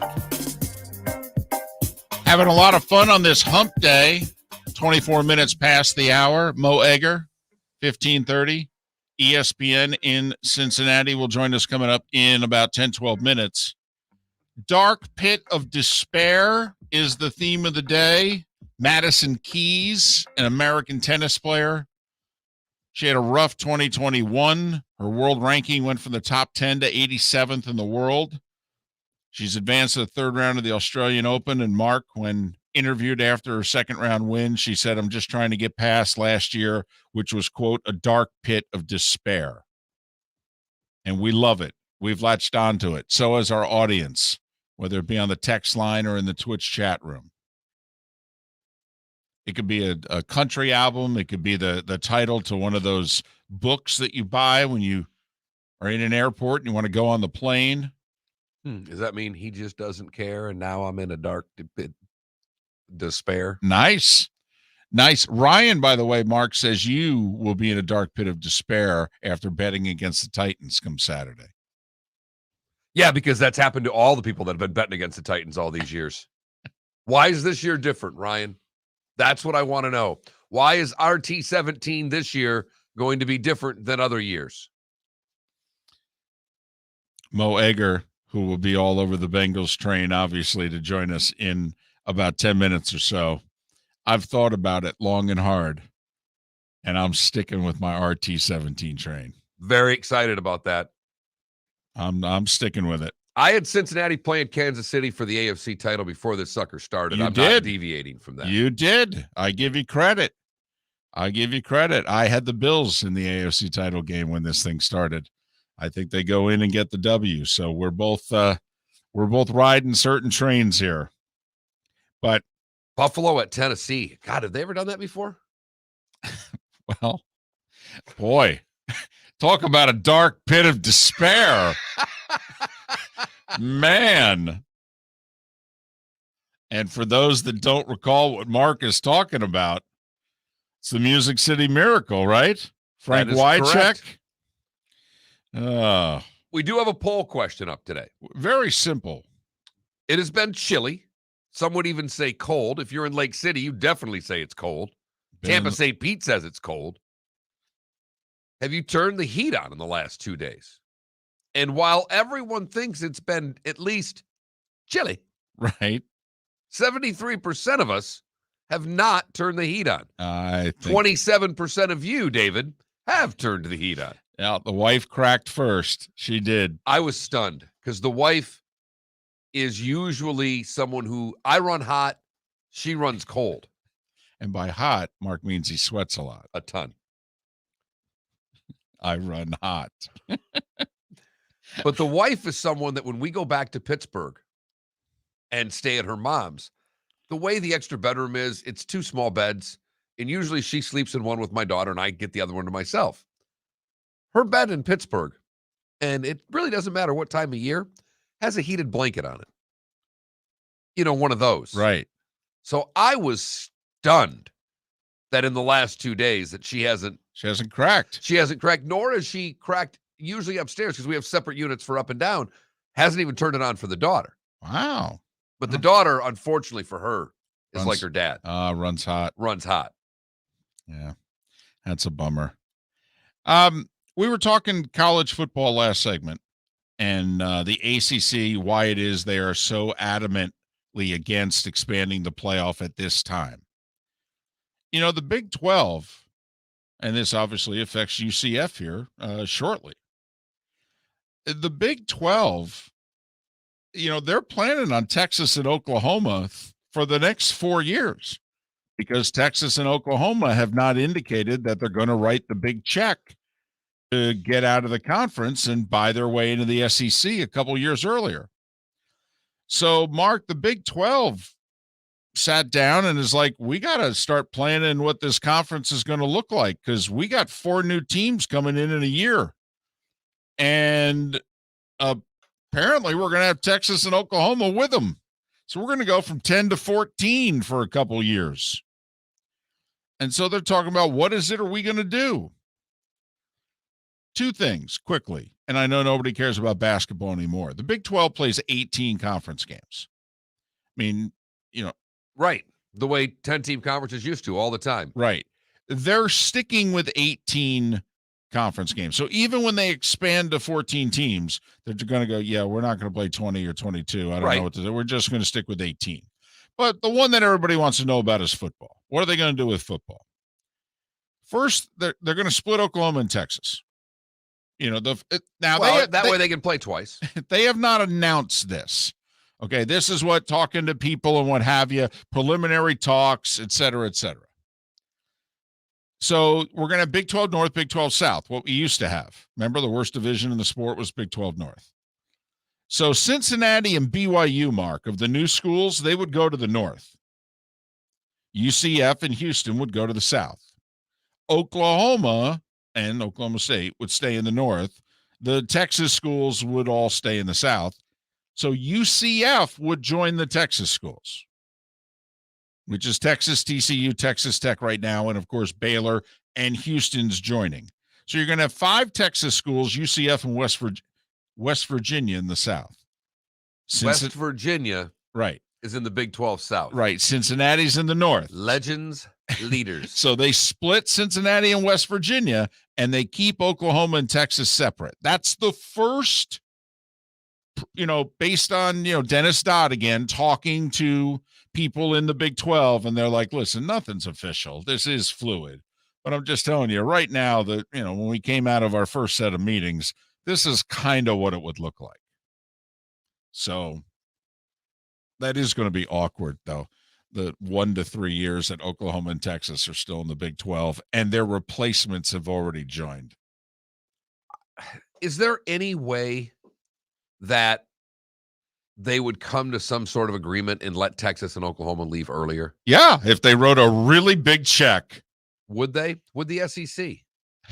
I don't think because I don't think the SEC is allowed to. It's almost like we don't negotiate with terrorists. Well, we negotiate with terrorists and we figure out a way to do everything backdoor, and nobody ever knows anything. It would, I think, kind of have to be the same. Okay, but do you think they would? No, I don't. Because I don't think they'd want to set that precedent. I really don't. Here's the other thing that I know for a fact. There's no hurry to get Texas and Oklahoma into the SEC because ESPN does not want Texas, Oklahoma to ever play a game on CBS. And CBS has the contract for 2 more years. So if ESPN were to buy out CBS at any point in time, then I think there's a chance that Texas and Oklahoma get out the checkbooks and buy their way into the conference. We switch from Saturdays to Sundays and go Who Dey. Time to talk Cincinnati Bengals with Mo Egger, who is going to be one happy Cincinnati native when we get him on the other side. Miller and Moulton, we thank you so much for listening right here on the Florida Sports Network. We've hit the divisional round of the NFL playoffs, and DraftKings, the official daily fantasy partner of the NFL, still has huge cash prizes up for grabs. This week, new customers can get on the game and play free for millions with their first deposit. There are only a few weeks of football left, so draft your squad now. Playing daily fantasy football is simple. Just pick your lineup of NFL stars, staying under the salary cap, and score enough points to bring home cash. And with a free shot at millions of dollars in total prizes, you'll feel the action of the divisional round like never before. DraftKings, safe, secure, and reliable. Best of all, you can deposit and withdraw your cash whenever you want. Download the DraftKings app now and use the promo code M&M to play free for millions. That's right, Enter promo code M&M to get a free shot at millions in total prizes with your first deposit. Get in the action for the divisional round only at DraftKings, the official daily fantasy partner of the NFL. Minimum $5 deposit required. Eligibility restrictions apply. See DraftKings.com for details. You are listening to Miller and Moulton on the Florida Sports Network.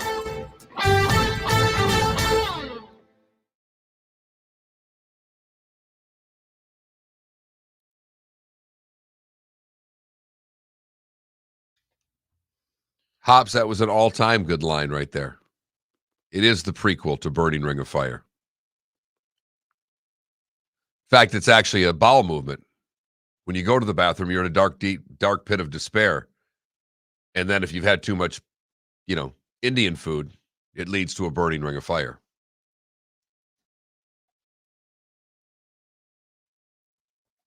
Is DC Demarius coming from DC? I mean, I believe so. it's got to be. Again, the plea is out there. If you have not followed us on this channel and you are a part of it, we'd really appreciate the follows. Mainly so I can win this bet with Moulton. Yes, sir. A lot of you jumped on yesterday. Really appreciate it. Jumped to 680 followers. Remember when we were stuck at 666? Is he sucking up to you guys again? It's not sucking up. It's just an ask. It's a polite ask. Follows mean more to us than just watching the show. Subscribers mean more than followers. All of those things are great. We really appreciate it. It's just a genuine suggestion. I'm not holding you at gunpoint, but like, hey, click that follow button.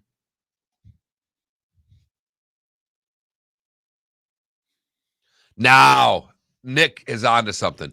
If there is any way you can get Joe Buck to say dark pit of despair at any point during the game, I will pay you. oh my God. Oh my God. Do you know the Twitter, the Southwest Florida Twitterverse Yes. would blow up? That would be the best thing. I'm putting it in my notes right now. Aikman would never say it, but Joe would. There is a chance with Buck. There's always a chance. Dark. He'll find that funny. Oh, yeah. Well, here comes Boza putting Rodgers in a dark pit of despair. I think it's more if somehow San Francisco's winning and suddenly Lambeau Field has turned into a dark pit of despair. I already know exactly where you use. That's where it comes. The Niners just crush the Packers. Usually, the raucous Lambeau Field is more like a dark pit of despair. Knock on wood. Someone gets injured. Something like that. No, you can't do it for that. That's joke. Yeah, it's a joke. You can't make fun of injuries. Yeah, you can't make fun of injuries, right? So, well, by the way, where did the lamp go? Is the lamp just now part of the Fox truck? No, I have the lamp. I brought it home. Gonna bring it every Christmas. What lamp? Oh God. You listen to this show? No, I think I know what you're talking about. Fragile, the Fragile lamp. You ever seen A Christmas Story? He won the lamp. He won it as a prize. It's like his prized possession in life. Never seen the movie. I've never seen the movie. Oh, jeez. Well, then see the movie and get back to us. I mean, it's on 24 hours straight on TBS every year at Christmas for like a week. I don't watch what is the only TV that I watch on Christmas? I understand at some point in your life. Oh, the NBA. Right. But at some point in your life, A Christmas Story wasn't on in your house at Christmas? No. With Ralphie? Nope. In the bunny suit? Nope. Your parents didn't raise you right. My parents are also raised by immigrants who don't know what a Christmas story is. Are your parents both have thick accents? No. My grandparents, though. Felipe, how are you? Johnny Mac, I have the lamp. I bought it. Actually, my mom bought it because she had a discount. All right, let me call Mo. Might be a good idea. Yeah. Call Mo.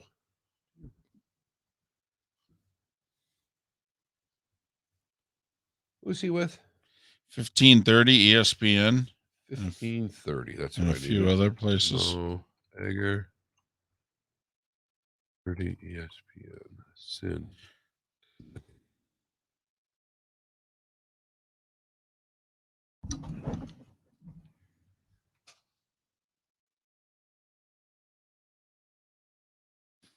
Who went either 5-2 or 6-1 against a number last night on college hoops.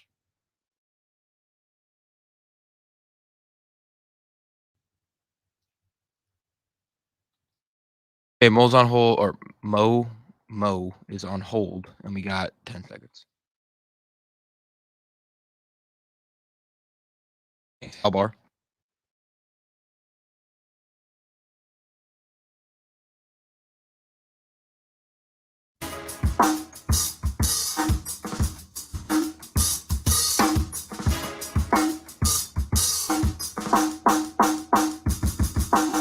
Welcome back to Miller and Moulton, only on the Florida Sports Network. 22 minutes before the hour. Thanks so much for being with us. Matt Cannata to talk the NFL at large at the top of the hour. Our buddy Seth Everett 1 hour from now. He feels like a buddy. He's kind enough to come on our show frequently. He's Mo Egger, afternoons, ESPN 1530. He also does some writing in Cincinnati and for The Athletic. He's also on 700 WLW in Cincinnati. In other words, he's a fairly big deal. And he joins us once again after you follow him on Twitter at Mo Egger. Mo, it's David and Mark once again. How are you? I'm good, guys. How are you? Well, we are good. I don't normally ask our guests this. We're usually polite hosts, but this is a two-part question, Mo. First, how old are you? 44. And we ask that, of course, because we do the math, and 44 minus 31 means that you had just become a teen the last time that you got to experience what you experienced over the weekend. How you handling it? It's been weird. It's been surreal. I was in the 8th grade when the Bengals won a playoff game, and that was, really sort of the pinnacle, right? I'm in the 8th grade. The Cincinnati Reds win the World Series. The Bengals are a playoff perennial. Thinking, man, this is going to be pretty damn good. It's going to be all right.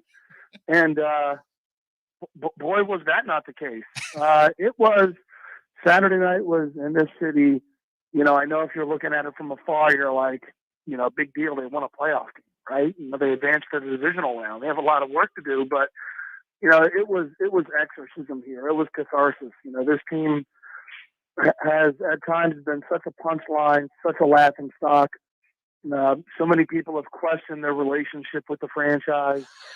When they've made the postseason, they've had just some unbelievably heartbreaking moments for fans. And so, for all of that to sort of be put behind people and for fans to get the moment they got on Saturday and for the game to be played at home.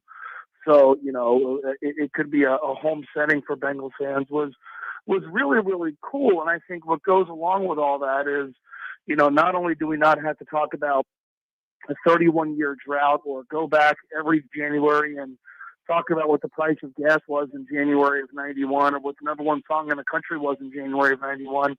This feels like the start of something special. This feels like the start of something sustainable. This feels like, you could talk about the Bengals moving forward as having a chance to be among the NFL's better teams, primarily because of the quarterback they had. And so it's a really, really exciting time here for a fan base that just 2 years ago endured a 2-14 year.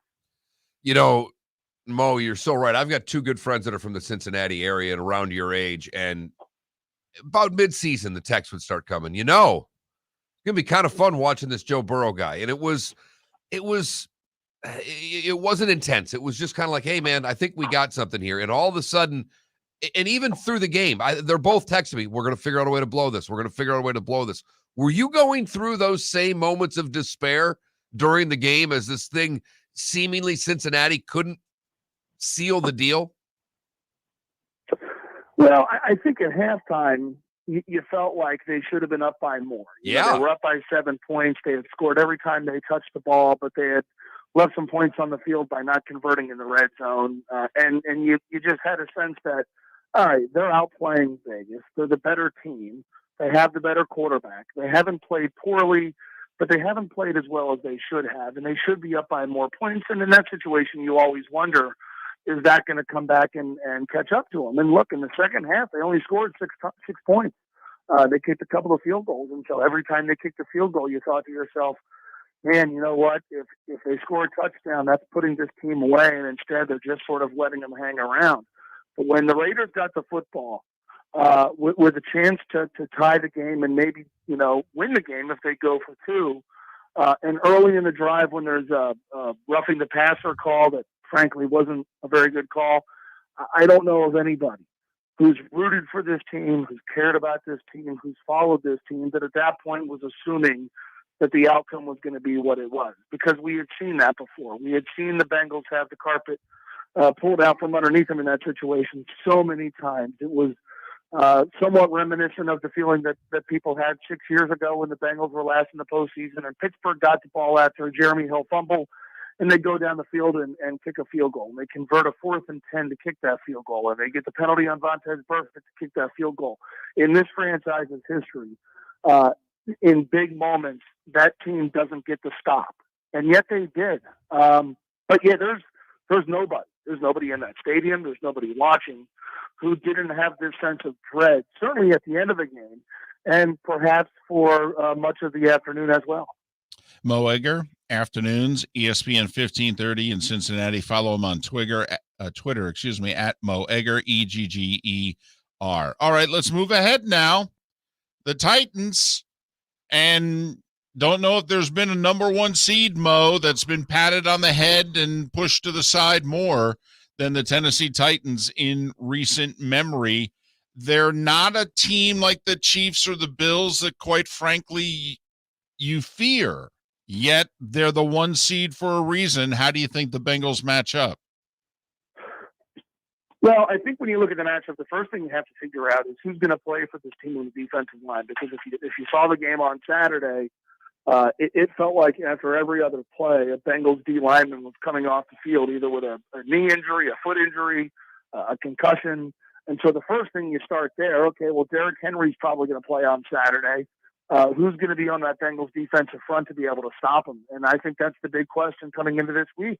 And not just about the Bengals' health up front, but Derrick Henry hasn't played in almost 3 months. What kind of shape is he going to be in? Is he going to be the Derrick Henry of old? So I think you sort of start there. And then I think from a Bengals perspective, the key for them down the stretch here, their record is 10-1 this season, if you include the postseason, when they don't lose the turnover battle. It's very simple with this team. If they don't turn it over, they win. And I know that's really cliche. You can say that about a lot of teams, but it's been striking because early in the season and in the middle of the season, when Joe Burrow was throwing a fair amount of picks, they weren't winning games they should. And if you look later in the season, turnover fest against the Chargers, they lose. Against the San Francisco 49ers, a game that went to overtime, 2 turnovers on special teams, 2 on offense, they lose. Since then, if you throw away Week 18 against the Browns, which was a game that the Bengals treated like a preseason game, in their last 4 games that they've played their main guys, 0 turnovers. And in some of those games, they've been very explosive. You saw what they did against Kansas City. You saw what they did against the Baltimore Ravens when Burrow threw for 525 against the depleted secondary. But they've also had games like, the one before that against Denver on the road. They scored 15 points. They played field position football, but they didn't turn it over. On Saturday night, they didn't finish drives the way they should have. They played well, but the key was 0 turnovers. If this team doesn't give it away, they're really, really hard to beat. And so I sort of think Saturday is going to come down to that. If this team has 1 turnover or less, I think they win. If they have more than 1 turnover, then I think the outcome's going to be a little bit different. But which offense do we see? Because in the middle of the season, Joe Burrow gave it away a lot, had some really mystifying decisions. They had the turnovers on special teams. When those went away, this team started winning, and they haven't lost since they stopped losing the turnover battle. Mo, is there something you think that happened with Joe during the season that he realized, just the maturity process of the position? Because, when he celebrated winning the division in the cigar, it's great, whatever. But to me, after the game, the Joe Cool was so apparent in the interview. It's like, no, we were excited about winning the division, but we got more work to do. He seems to really get it. Was there something that happened during the season on the field that you think made him get it to not turn it over as much? I think it was, and we sort of talked about it. Their bye came at the midway part of the year after 8 games, or after 9 games, I'm sorry. And we talked a lot about, all right, here is, and it's skewed a little bit because Joe got hurt last year, didn't play the final 6 games. But we talked a lot about a year 2 second half lead, right? That this is a place where quarterbacks, all right, they've had some experience, they've seen a lot of things. the light bulb comes on or it doesn't. If it comes on for this quarterback, look out. But because of the weaponry they have. And if it doesn't come on, they're probably still going to be okay. And it's probably going to come on at some point. But this team this year is probably not going to reach its maximum potential if it doesn't come on. So I think it's just been sort of the evolution of Joe and him growing into the role and him just making better decisions on the field. He's always had, if you go back and watch him in college, he's always had a real sort of confidence to him, and it's not arrogance. I do think it sort of borders on cockiness a little bit, but frankly, I think that's why people here were so excited to draft him, because this franchise needed that. This franchise needed somebody who was going to change how people on the outside viewed it and how people on the inside even viewed themselves.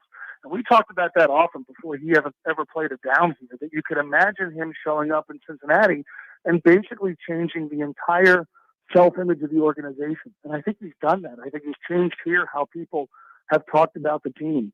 That's been really, really interesting. It's been really fun to watch the team rally around it, and it's been really fun to watch fans rally around that. But I think from a more mechanical standpoint, early in the season, you just saw him on the field make some really mystifying decisions that really didn't fit sort of the brand of this really cerebral guy. And Zach Taylor, the coach, was asked often about that. And he said, look, we're going to have to let him play through some of these things. This is what you go through with a young quarterback. Remember, he didn't play a full rookie season.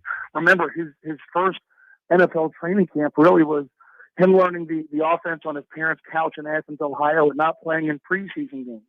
This is part of the deal. And it was frustrating at the time because it was costing them games.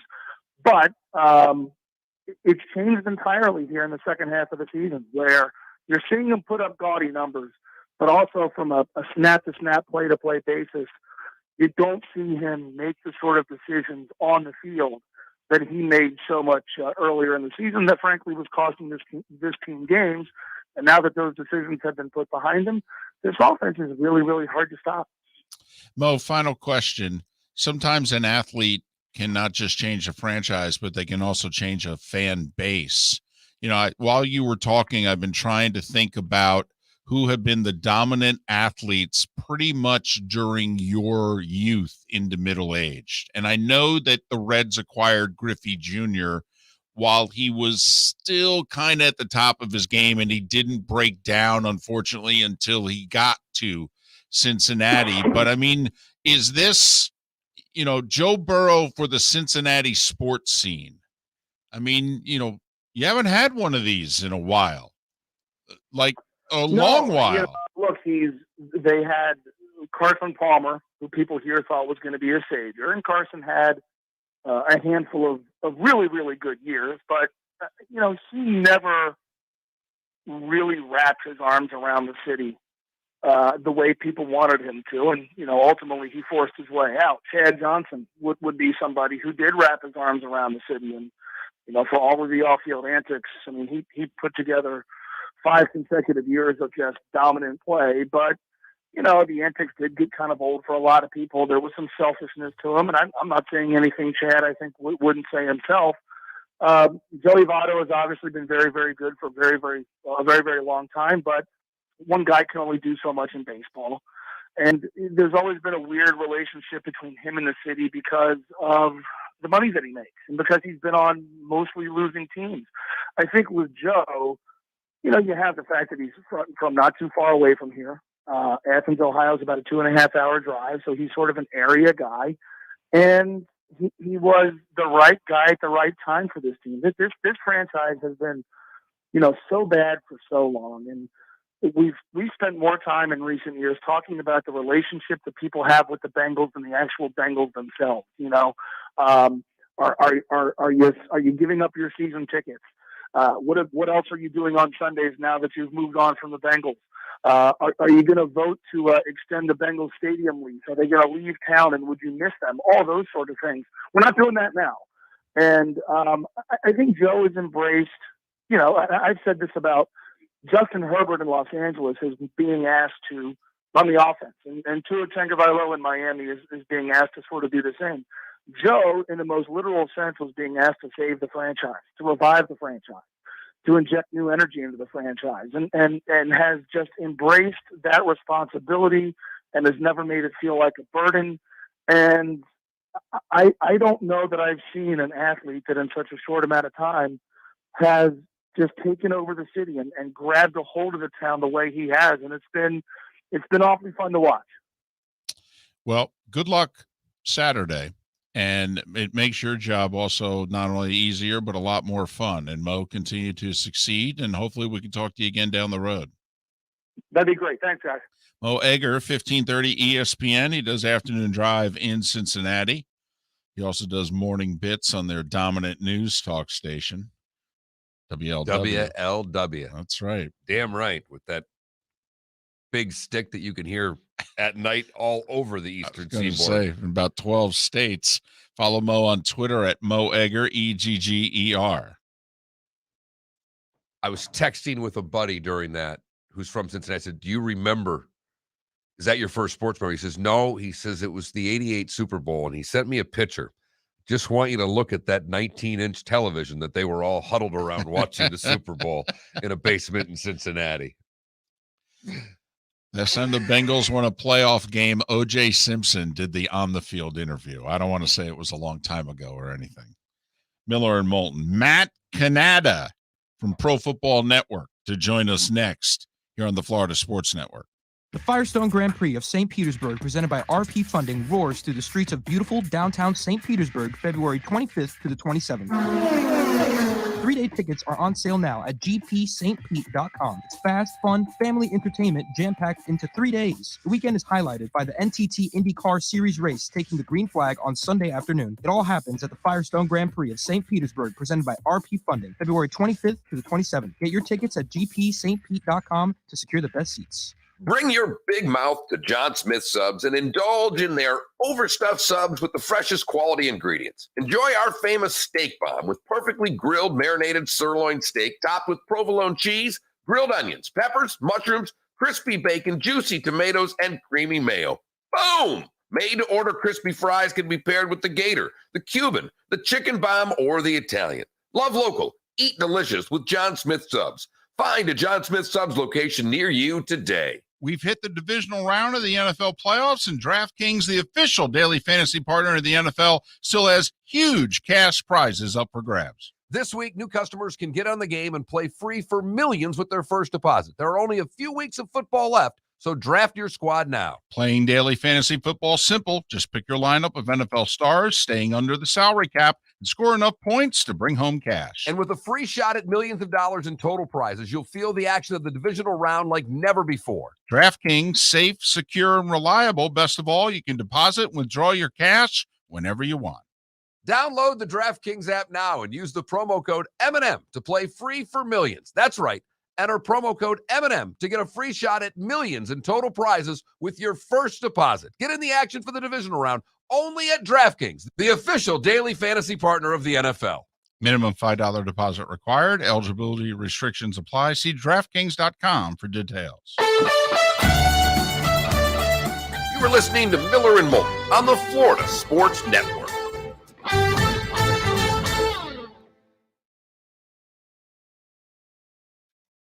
Hey, there's Fresh and then there's Felipe's Fresh.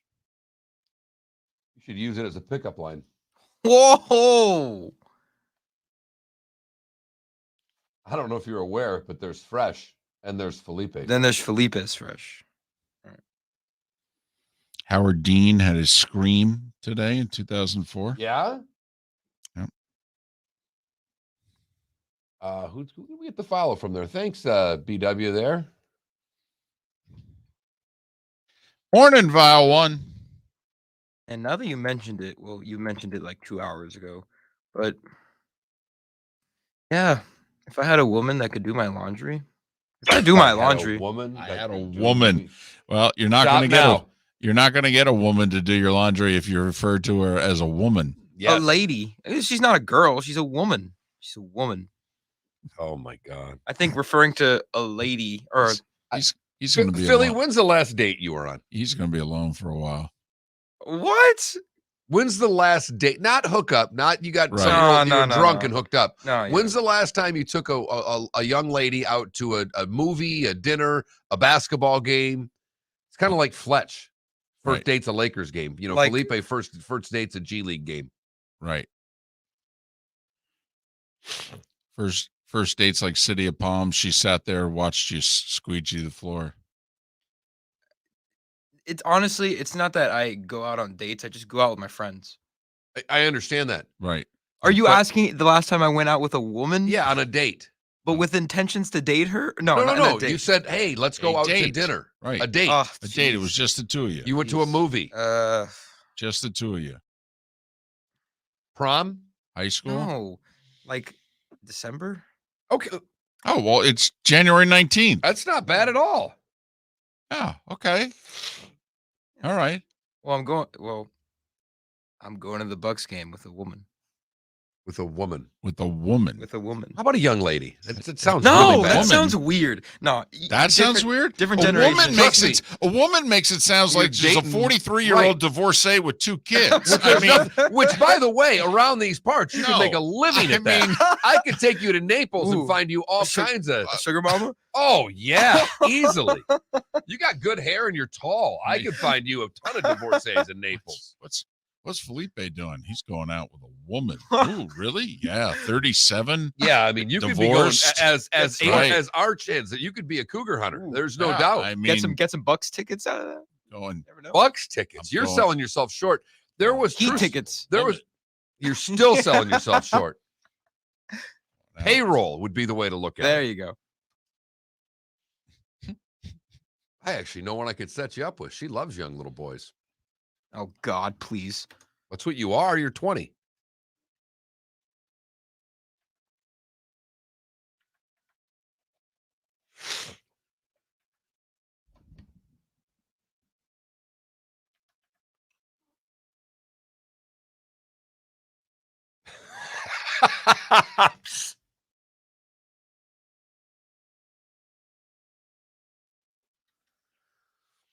A woman use a washboard.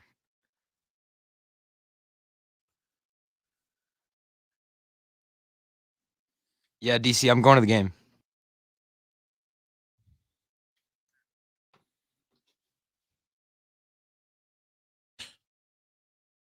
Pro Football News. What is he? ProFootballNetwork.com. Cannata. Correct. 2 N's, 1 T. That's on hold. We're back in 10.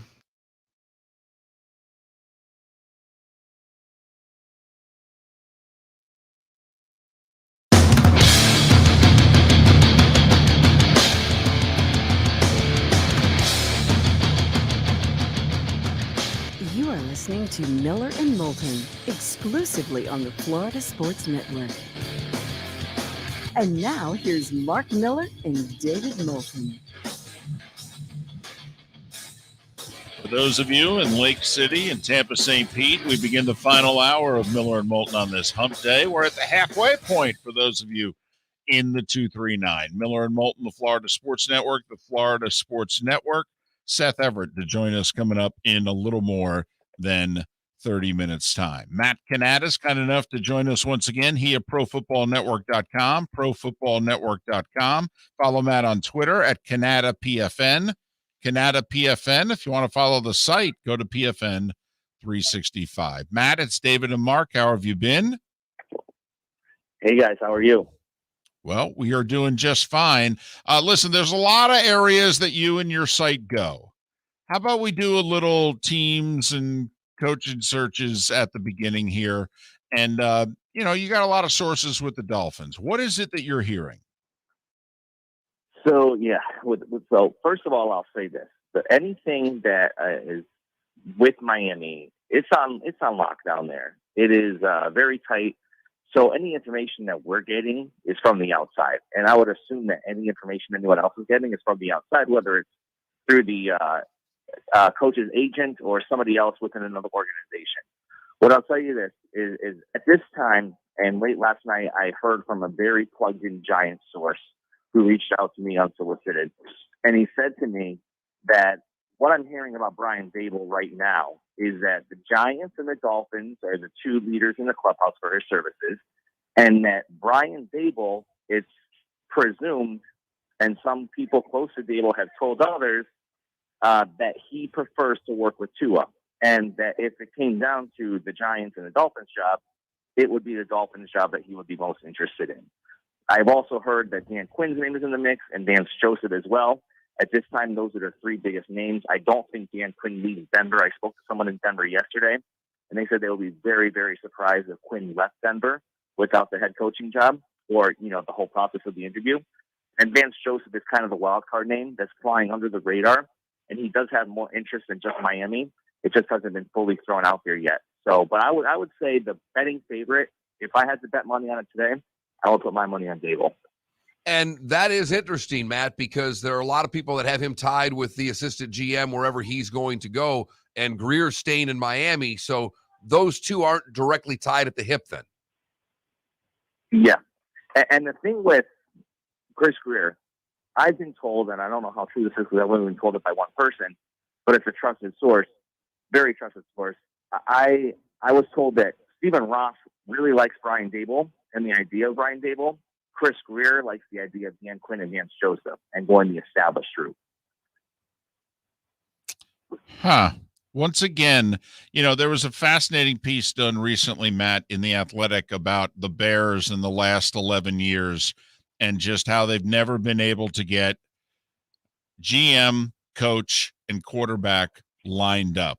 And what you just described, if I'm a Doll fan, sounds like, man, are we going to have trouble just lining those three up and being on the same page?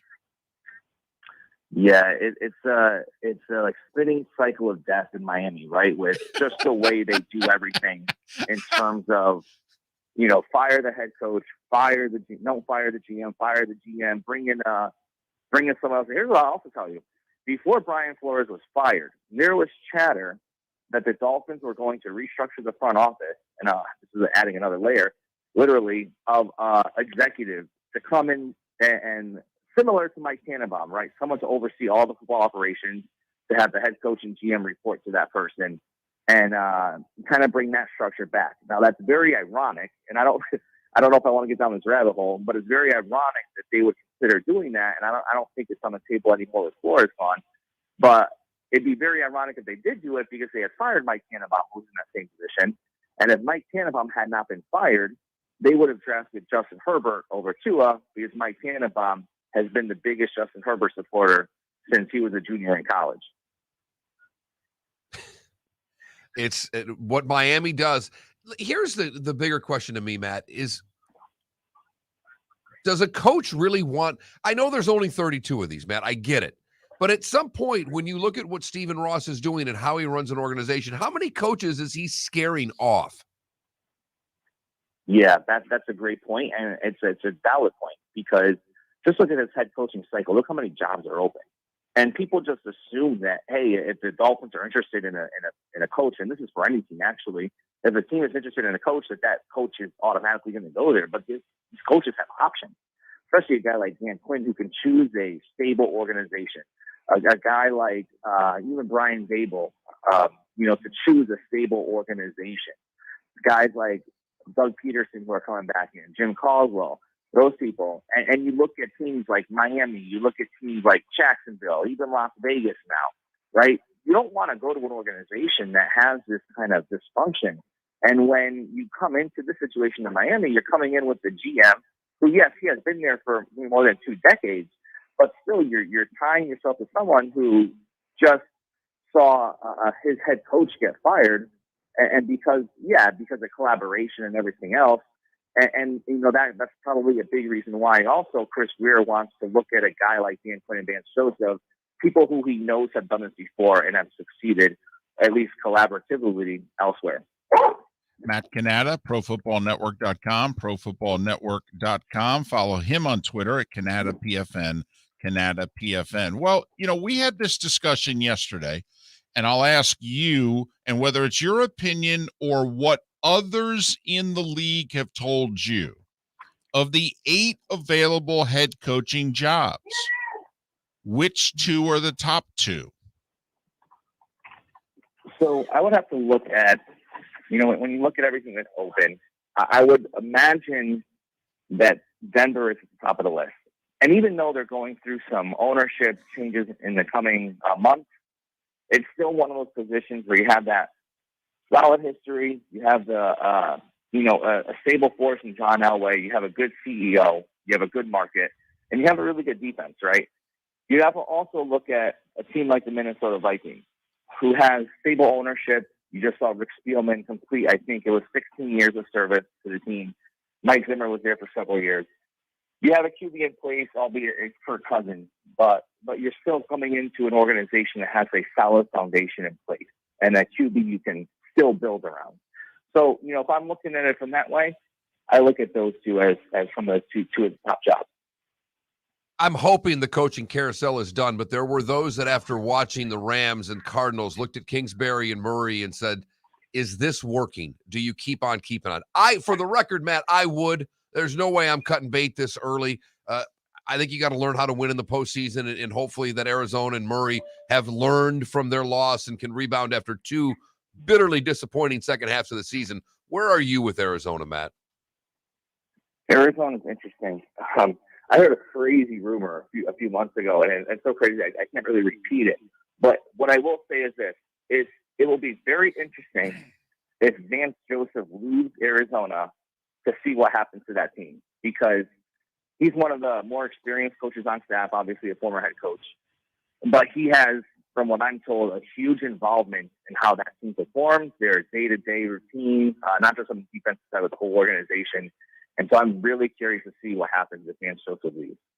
Well, Matt, I think there's a couple of situations out there. Like, one of the reasons why I thought McCarthy would lose his job if Dallas lost to the Niners was that Jerry doesn't want to lose Kellen Moore.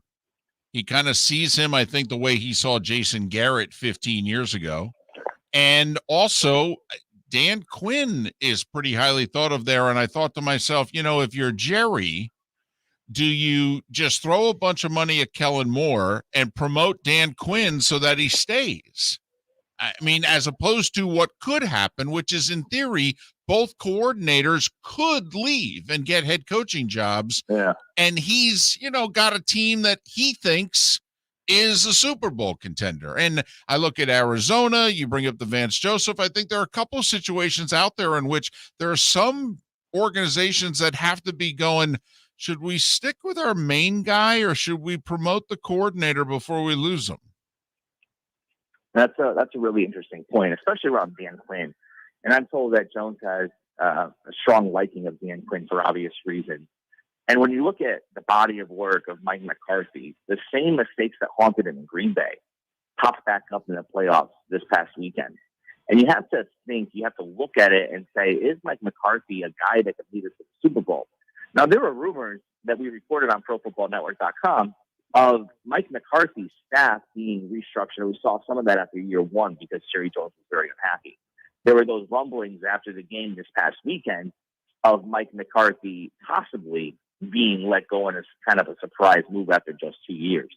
It might be one of those situations where they hold on to Mike McCarthy 1 year too long, and then they're left without Dan Quinn. Now, I don't think Kellen Moore is going to get a job this head coaching cycle. I still think he's a little bit raw, a little bit too young, and I don't think a GM or an owner is going to take a chance on him.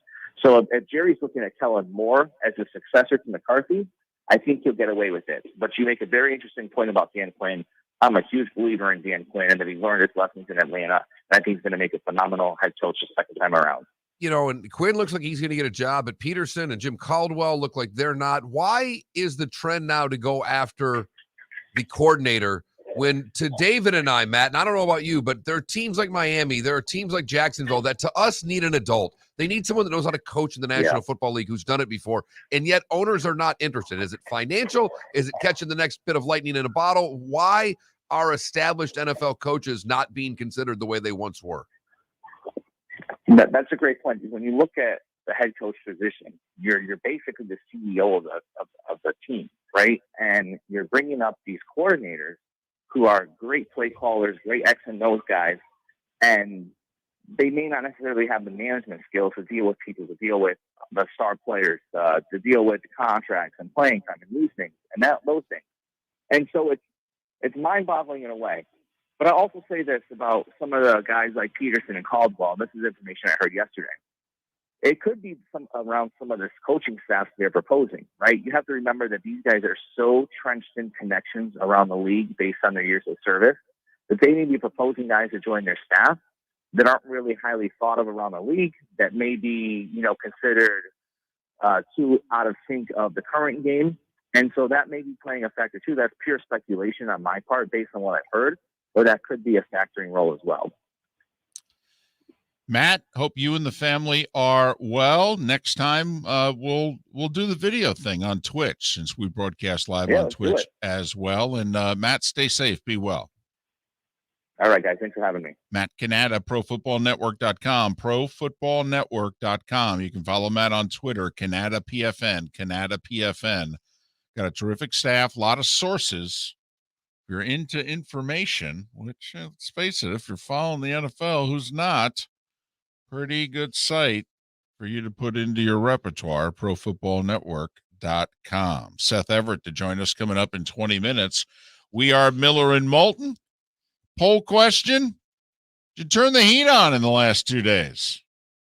That Mark Miller, the David Moulton. Vote on Twitter. Did you, Mark? No. I'm stunned my wife didn't turn. I am absolutely stunned that it hasn't been turned on. My wife cracked yesterday, so we did. Did you? That's our poll question. Miller and Moulton on the Florida Sports Network. We've hit the divisional round of the NFL playoffs, and DraftKings, the official daily fantasy partner of the NFL, still has huge cash prizes up for grabs. This week, new customers can get on the game and play free for millions with their first deposit. There are only a few weeks of football left, so draft your squad now. Playing daily fantasy football is simple. Just pick your lineup of NFL stars, staying under the salary cap, and score enough points to bring home cash. And with a free shot at millions of dollars in total prizes, you'll feel the action of the divisional round like never before. DraftKings, safe, secure, and reliable. Best of all, you can deposit and withdraw your cash whenever you want. Download the DraftKings app now and use the promo code M&M to play free for millions. That's right. Enter promo code M&M to get a free shot at millions in total prizes with your first deposit. Get in the action for the divisional round only at DraftKings, the official daily fantasy partner of the NFL. Minimum $5 deposit required. Eligibility restrictions apply. See DraftKings.com for details. You are listening to Miller and Moulton on the Florida Sports Network.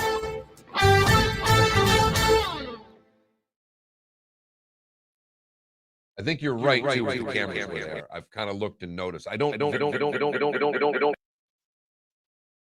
Whoa. He had the computer on. You still have the computer on. Is Seth joining us to the computer? Yes. Oh, is it this segment or the next segment? Next segment. Ah, that's why. Which means that echo is crazy. I should sample that. So that should be fine. All right. I've already sent Seth his invitation.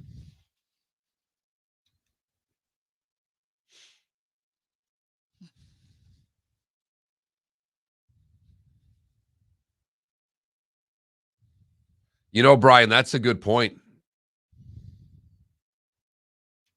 I'm telling you, Nick, I got to remix this. No, you don't. We haven't talked about the what's his face there from the Browns yet. That's disturbing. Well, oh my God! Naked guy running down the street. Yes. Good old Spartan right there. He went to Michigan State. Oh my God! Oh my God! He's already had like a DUI. It's like his fourth time he's done something stupid. And of course, his lawyer said somebody slipped something into a drink. Yeah. Yeah. Uh-huh. Right. Okay. Yep. We're buying it. He's shacked in a fool. And the terrible thing, he was by a kid's place when he did this. Oh, no. This is a disturbing story. Oh, man. Imagine seeing any dude that big running naked, naked, in right, the middle of public. running naked down the street. Right. It's one thing that'll make you stop. Stop your day. Yeah. God.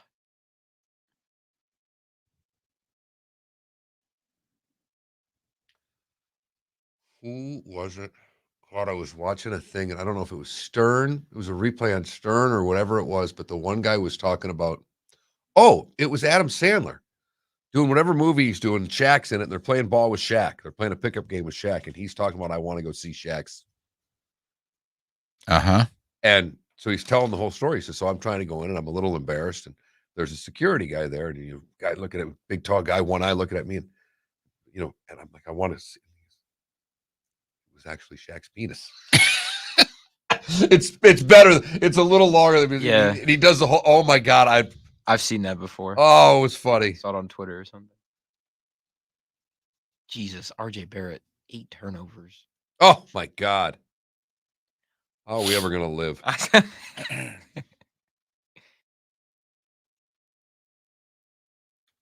Ooh, another arrest.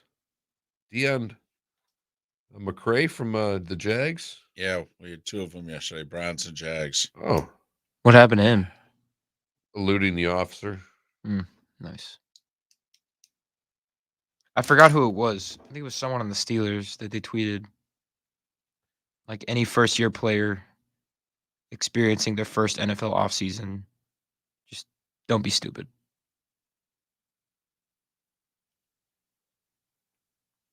Because, man, what an NFL offseason must be like.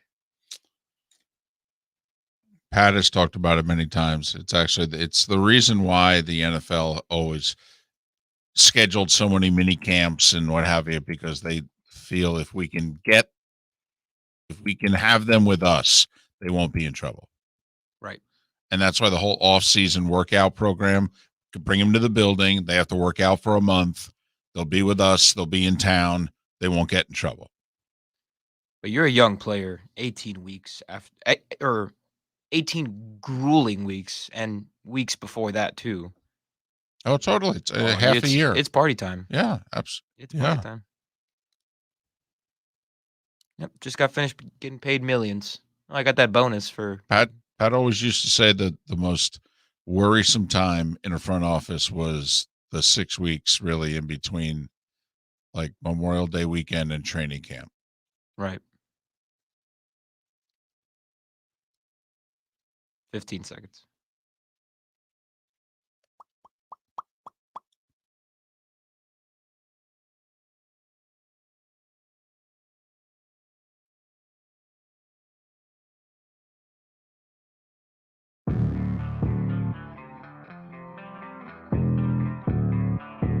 Thanks for listening. And now, more of Miller and Moulton on the Florida Sports Network.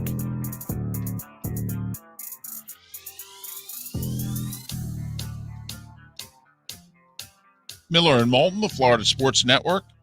The Florida Sports Network. Thanks so much for being with us. Seth Everett to join us in about 15 minutes' time. A lot of things going on in the sports world. Remember, you got 8 NFL teams who need new head coaches. You got 4 of them who also need general managers. College basketball season heating up. Big wins for the 2 ACC schools in state. Canes whooped up on the Tar Heels, beat them by 28 last night in Miami. And Florida State took down Duke, bolstering their NCAA resume with beating Miami and Duke in a week's time. Baylor lost a couple last week. Duke's now lost. I mean, there is no one great team in college hoop this year. No, Gonzaga's back to being number 1 in some places. Others think it should be Auburn. Looks like it's going to be a wide open thing. And I mean, think about that. You got the Zags. You've got 2 Pac-12 teams in USC and UCLA that think they can do some damage, and a few others that are pretty good. You got a couple of ACC teams. You got the SEC with Auburn right now is the best SEC team. Yep. Okay. And there's a few others there that are pretty good. We know the Big Ten's pretty solid. Nova's good. You got a handful of mid-majors from the Loyolas of the world out there. It is a wide open field in the tournament this year. Looking forward to it. Obviously, most of our focus these days is on football, and that largely means the National Football League. Seth Everett in about 15 minutes time. Poll question. We mentioned it heading into break. Did you turn the heat on in the last 2 days? mean, in Lake City, it's been in the 30s. Tampa St. Pete's been in the low 40s. Fort Myers Naples been in the mid 40s the last couple mornings and overnight. Did you end up turning on the heat? That Mark Miller, the David Moulton on Twitter. Make sure that you vote. It is a badge of honor for us Floridians to not turn the heat on, to think that we're that tough. Right. It's laughable in so many ways. Like, I've been looking at the Twitter feed during the day and some of the comments from people, no home heater, but I've been using the heated seat and the heated steering wheel. You know, does heat in the truck count? Charlie, been in Florida since 06. I've turned it on one time in that span. I don't mock those that do. I just choose not to. I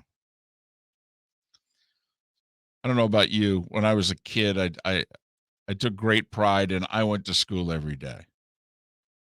Yeah, I didn't take any pride in that whatsoever. I looked to get any day off that I could. I went to school every day. I faked more illnesses. My mom was a nurse. Mine wasn't. That Ferris Bueller scene with the clammy hands and all that stuff, I used those things all the time. And I like you, even though my parents were together, I was a latchkey kid. Right. My parents both worked, so it wasn't like that mom was at home. When I left for school, I usually left alone. When I came home alone. So when I could con my mother into a sick day, that meant game shows, The Price is Right, Days of Our Lives. It was a hell of a day alone in the Miller household. Usually go over to the Gillis house, shoot some hoops during the day. Yeah. I went to school in one school district. My mom was a nurse in the other school district. And I will say, I always ask my mom, there are nurse jobs open. Why don't you? She's like, yeah, we can't be in the same district. That wouldn't work well. I'm like, really? We're mother, son. I think we get along pretty well. She's like, no, I got to be away from you. Oh, okay. But the problem, Mark, was that because we were in different districts, our vacations oftentimes didn't line up. So, and I couldn't, until I got to a certain age, I couldn't just be, left alone on vacation. So my vacation would be spent going to school with my mom. There is so much that's being revealed. And sitting in the nurse's office. And yeah. So, I mean, it was a good time. The one good thing about my mom's office, though, was it was one of the my dad actually was the one that got me into gambling. But man, did they gamble at my mom's school. Really? Yes. And especially on the NFL. Oh, my goodness. I mean, my mom used to post like the pools that they were in and what have you. Was it mostly the 100 square boards back then? It was, but it was also pick the games against the number. All right. The sheet was big in the Northeast. I mean, there was not a bar in and around my hometown that you couldn't walk into and get on a Detroit Lions board or a Michigan.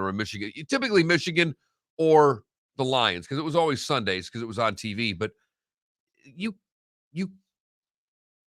couldn't swing a dead cat without hitting four boards, if you know what I mean. So my mom had a longtime principal, but, the vice principals would sometimes, change. Right, in charge of discipline and gambling. And so the principal, Mr. Janis, would, we've got a candidate to be a vice principal.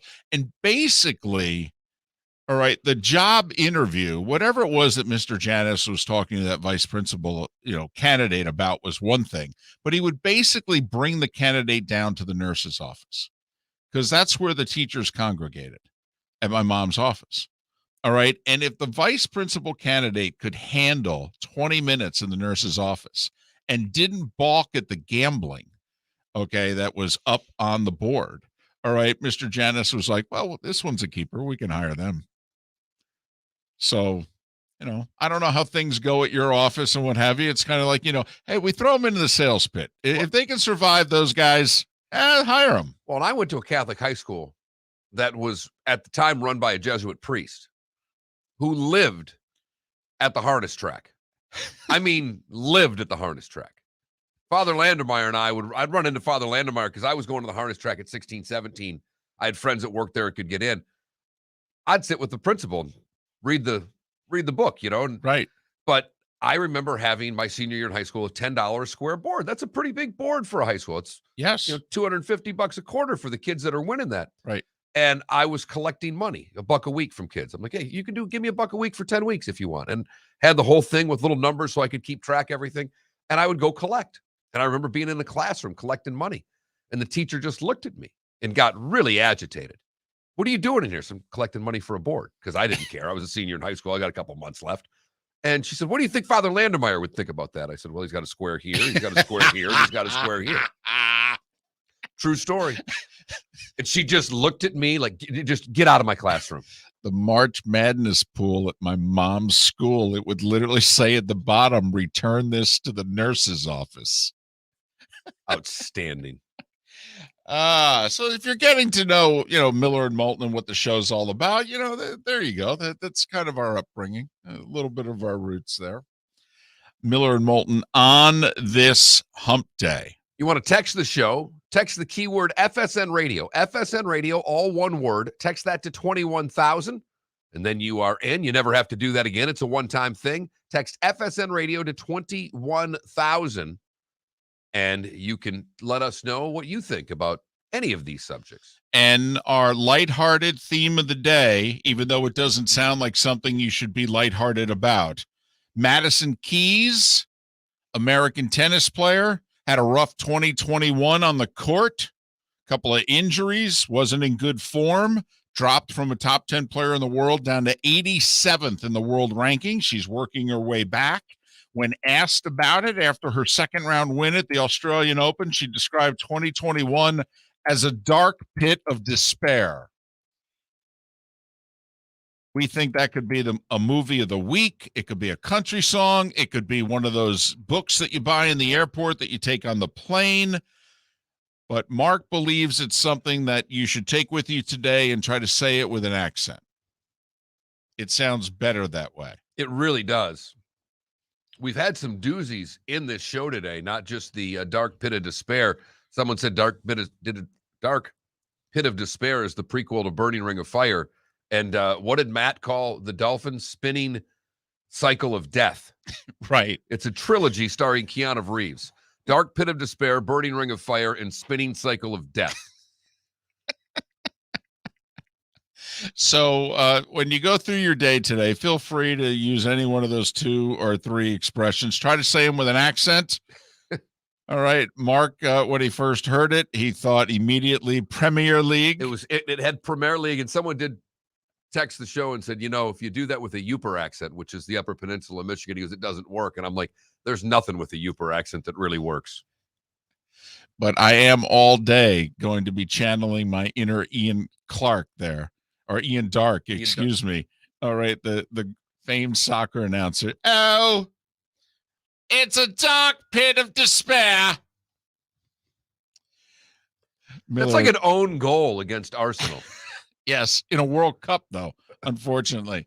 It's like that poor Colombian who the drug cartel shot 6 months later after his own goal against the U.S. in '94. That is a dark pit of despair, by the way. That is the definition of a dark pit of despair. Yes, an own goal when the Colombian, drug cartel has bet on you. Miller and Moulton, Seth Everett, who sometimes arrives with a mood that is a dark pit of despair. We'll see what mood Seth is in next. Miller and Moulton, the Florida Sports Network. Hey, it's Mark Miller for the Training Grove by Orange Whip Golf, where golfers go to get better. Improve your golf game from home with Orange Whip Golf and Fitness online swing training program, The Training Grove. With a growing swing training video library and a daily program prescribed by golf fitness professionals, The Grove provides a clear path to unlock your most powerful swing, giving you control of your game like never before. Join thousands like me who have finally found a way to achieve results in half the time of traditional game improvement methods with The Grove's revolutionary blend of golf fitness, instruction, and award-winning Orange Whip products. Go to orangewhipgolf.com to get started for a free 14-day risk-free trial. And use code Miller10 to get $20 off your first month. That's orangewhipgolf.com to get started for a free 14-day risk-free trial. Remember to use code Miller10. That will get you $20 off your first month. The Training Grove by Orange Whip Golf. where golfers go to get better. You are listening to Miller and Moulton on the Florida Sports Network.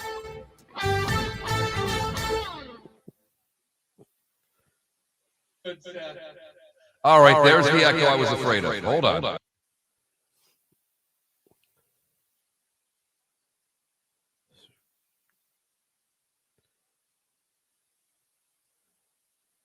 All right. I'll do this. Your Hang attention, on. please. Hang on. Let's go to this one. All right. Seth?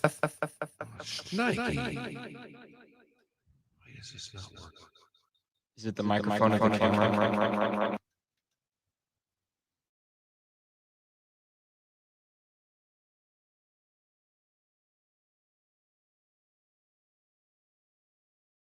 Are we going to have to call Seth? We might have to. Seth, I think we're going to have to call Wait a Seth. minute. Hold on. Hold on. I got 5 minutes.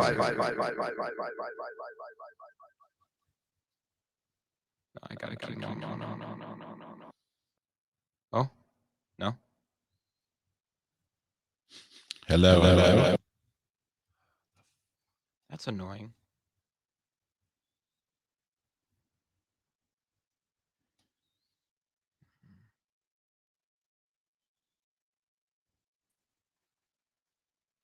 Seth? Bad. That's worse. Now there's no.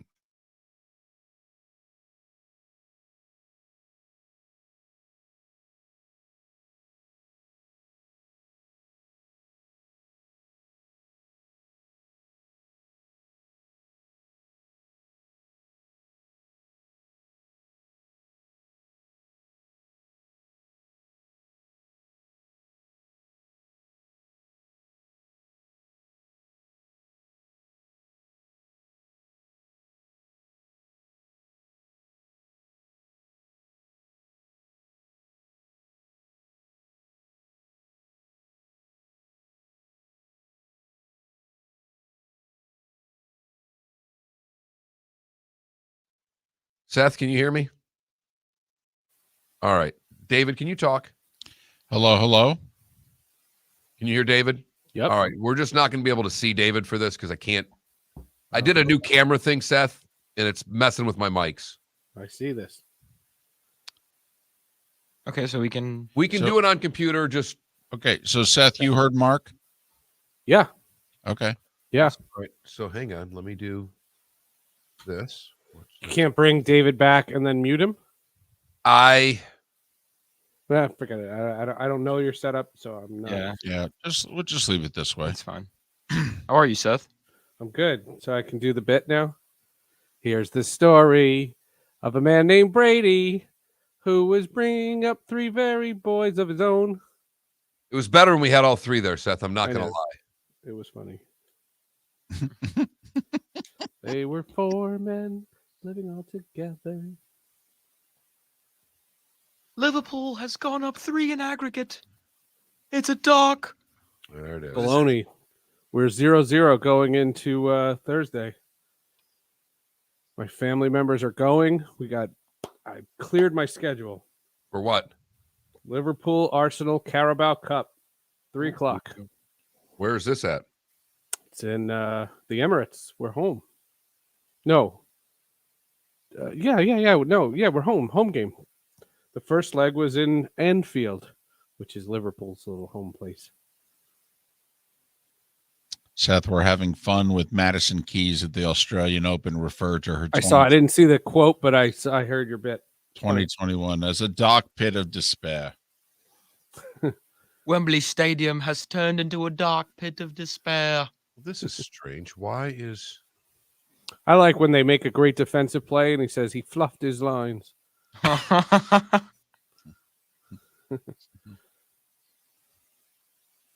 Seth, have you ever seen Ted Lasso? Of course. Hell yeah. Show's Love awesome. Ted Lasso. Football is life. Football is life. But also, football is death. Oh, it's such a funny show. 10 seconds.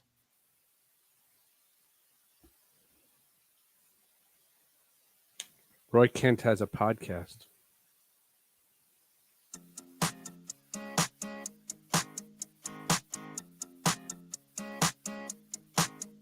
You're listening to Miller and Moulton, exclusively on the Florida Sports Network.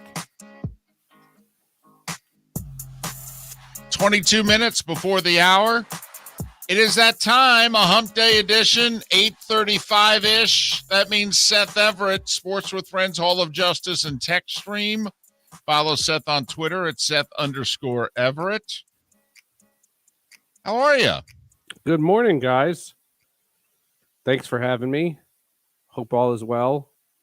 The Brady Bunch thing was funny in the commercial break. That was funny. You need to subscribe to the Twitch channel because what you see is funny.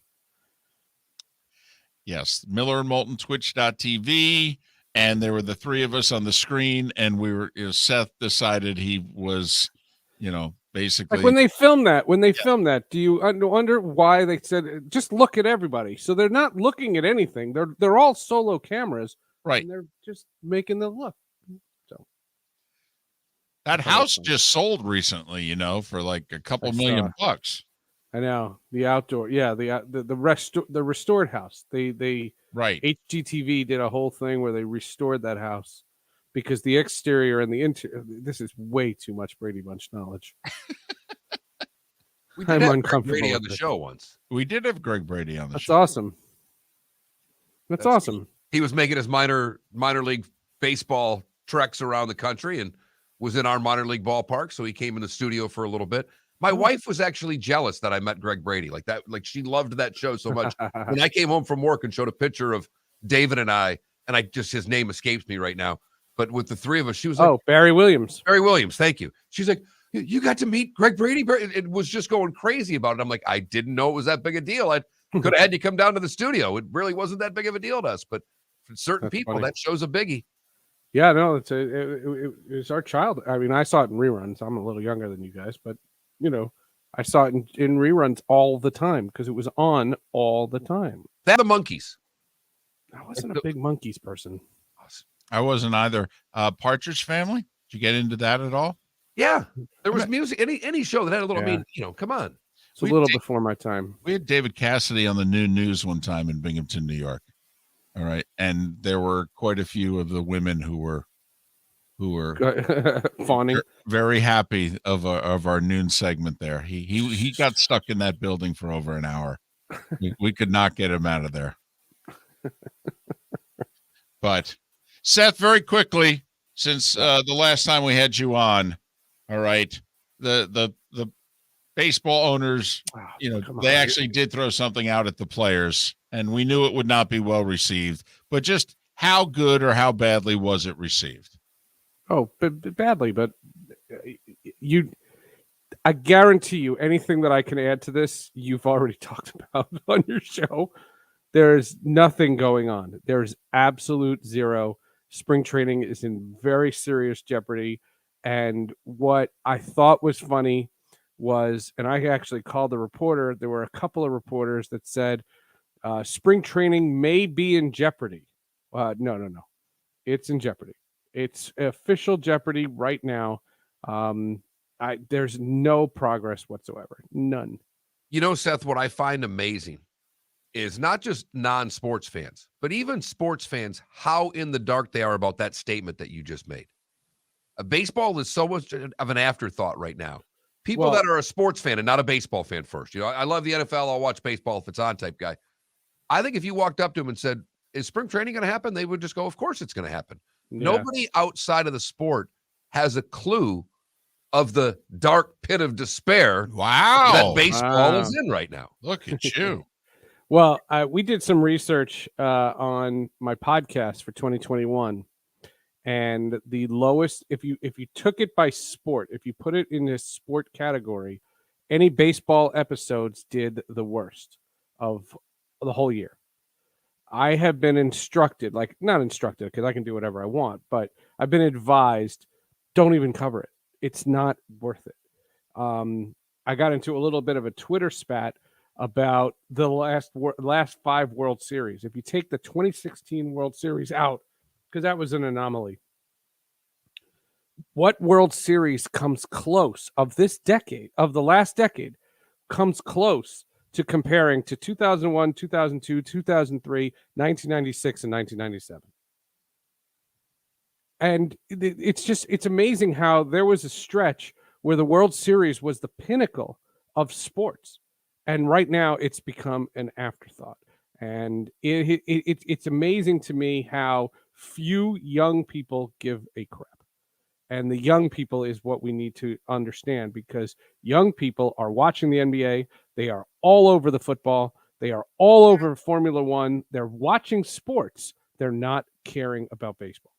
And going back to young people, we've talked, the only demographic that the NFL is struggling with is the under 18 demographic. And it is why this Nickelodeon playoff game is such a big deal to the league. It is why they have given it the Sunday 4:30 time slot, which is the best time slot that the NFL has. Up against their Twitch shows. And this time around, last year they gave them the Bears. This year they gave them the Cowboys. I mean, the NFL is big markets. And it's a CBS Nickelodeon thing. You can bank it for the next 10 or so years that the Nickelodeon game is going to be the Sunday 4:30 game, and they're going to take one of the two most popular teams that are in the playoffs. They're going to put them in that game because the NFL is trying to reach kids. Well, do it in the regular season, though. Don't do it in the playoffs. I agree with that. Do it more. And obviously I watch a ton of football. And like Seth, I've got little ones in the house. My 7-year-old is stuck. My wife left town over the weekend. Couldn't get rid of the two of us fast enough. So I'm with the daughter, and I'm just joking a little bit, but I'm watching football because that's what I have to do. And my daughter doesn't love watching the NFL. And, she'll watch golf. She'll watch hockey. It's amazing what I can put on that doesn't bother her. Football, for whatever reason, she isn't in. And I felt like I let the league down because I forgot about the Nickelodeon broadcast. It's like, why don't I at least try with some slime and something to see if that resonates? Because I know a video game does. I just don't know if football does. Can I have a funny retort to that? Yes. My 13-year-old really does love women's tennis and hockey. She'll watch the Devils when they play. If we remember how to find them, and women's tennis. My little one, who's 10, I mean, she's not little anymore. She's 10 years old. She once came up to me out of the blue because her and her friends were on FaceTime talking about their favorite sports teams. And my daughter just very innocently just says, "Daddy, why do we hate the Mets?"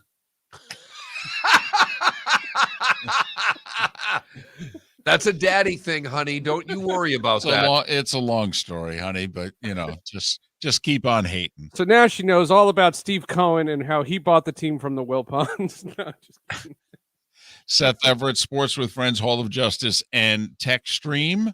Those are the three great, very different podcasts that Seth is not just a part of, but that he owns. And you can follow Seth on Twitter at Seth_Everett. I do just want to, for 10 seconds, here's why spring training is more than just in jeopardy.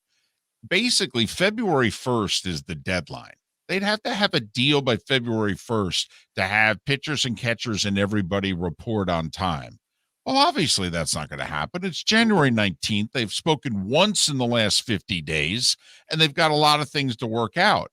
So, from whenever it is that they settle, it would take at least 3 weeks to then begin a normal spring training. But it wouldn't be. It would be a truncated spring training, which hurts the spring training markets. They Right. would play it, they would have it, but it would not be, and it would be hodgepodge, meaning it would be scheduled really quickly, and there wouldn't be time to have the build up. So the tourist, industry gets hurt. The damage has been done. That's what I'm trying to say. There's nothing no new doubt about it. The damage has been done. And Seth, I'm kind of thinking about what I said to you earlier, people outside of it.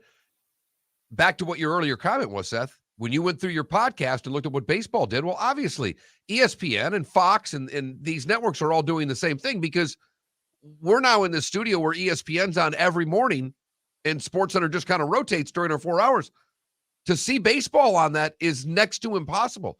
They're not even Seth, if this were No, they paid more money to air less games.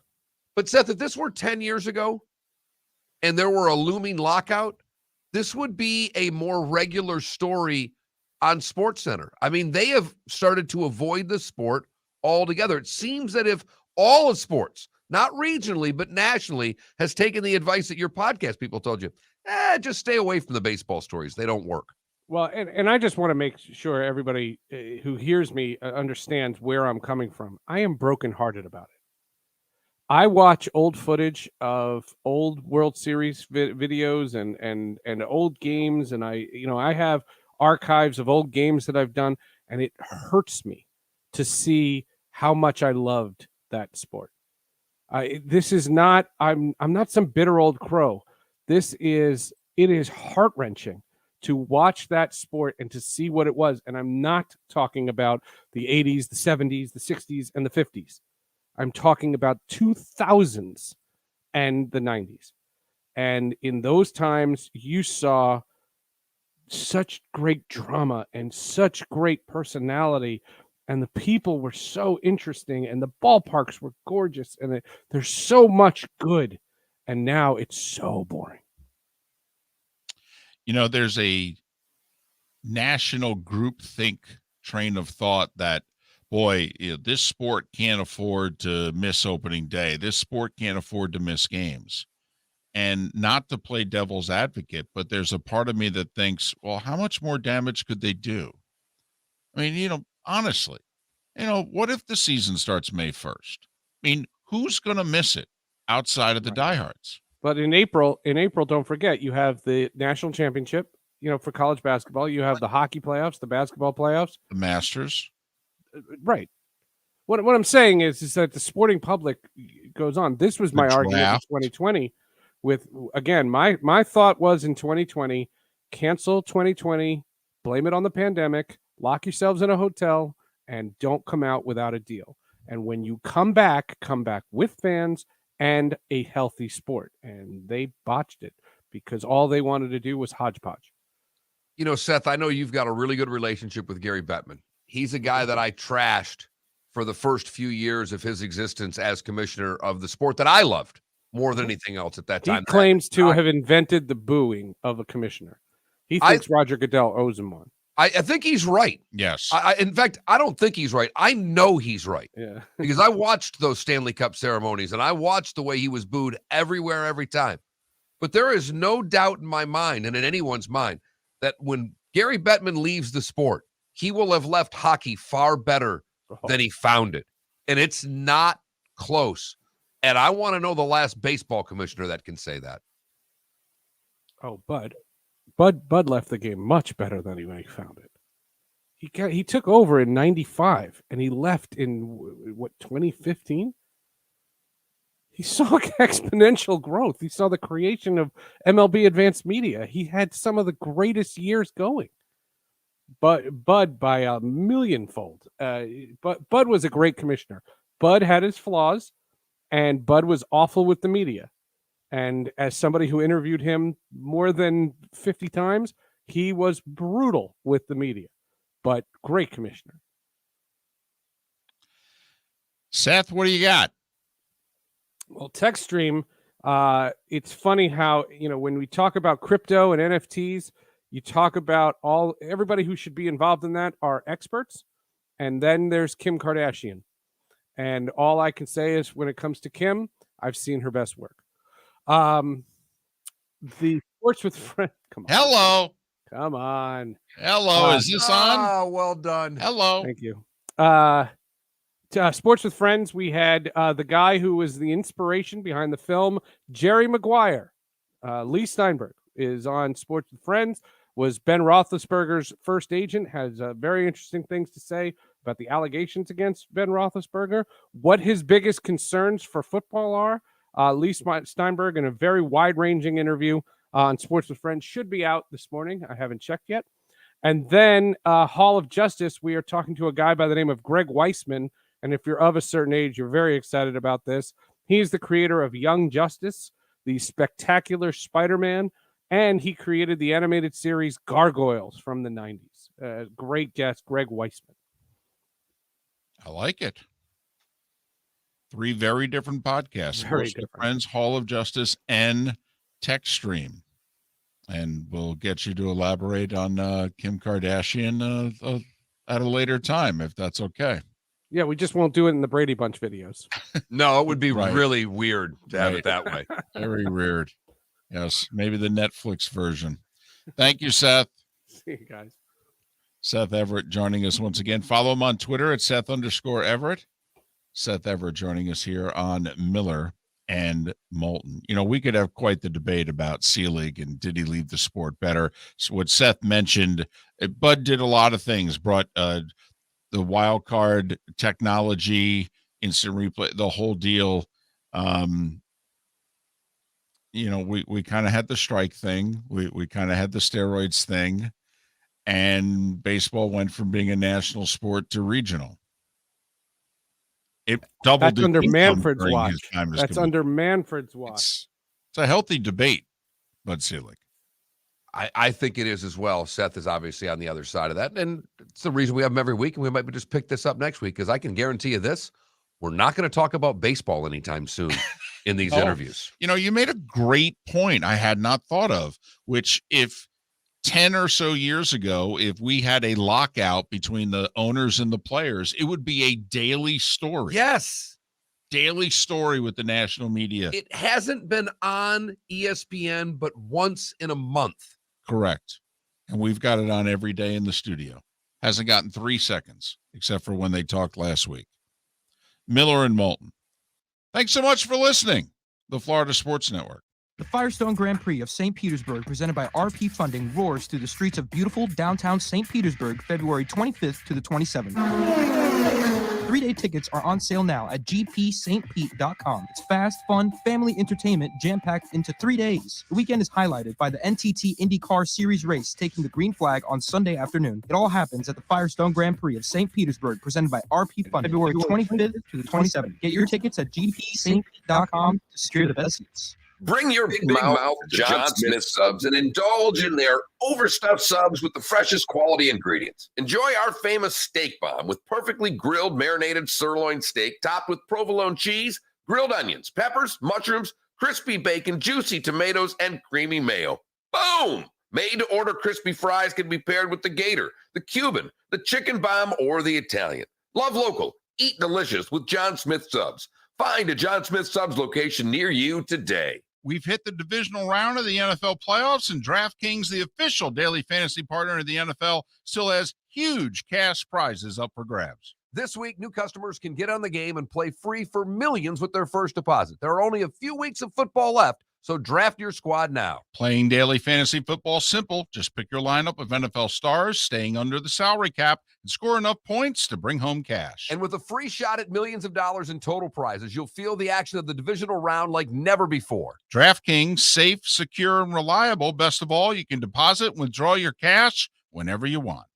Download the DraftKings app now and use the promo code M&M to play free for millions. That's right.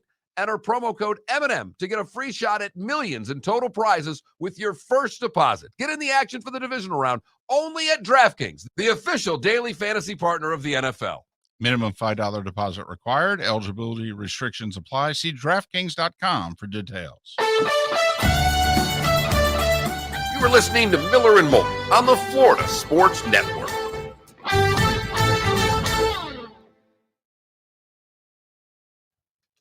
All right, Twitch chat. What do you know about Grand Theft Auto 4? More specifically about Grand Theft Auto 4, the theme of Grand Theft Auto 4, because I think that the theme music of Grand Theft Auto 4 might just be some of the best theme music, period. I'm talking ever. Like, not just video game, I'm talking TV show, like just ever created. It's great. Yes, Yinzer. Oh, no. Swamp Thing. Oh, you're talking. You said yes, boppin'. I thought you were implying that it was boppin'. I mean, it is boppin'. You guys want to hear it? I mean, it's pretty amazing.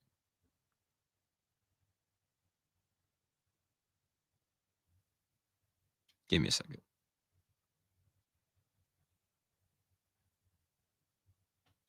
You ready? It's gonna sound shitty.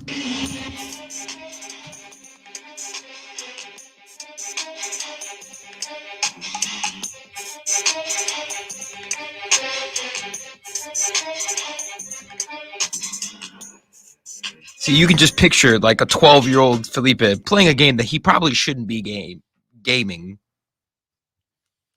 Firing that up. Don't know a dang. Vice City and San Andreas way better. This is a commercial break.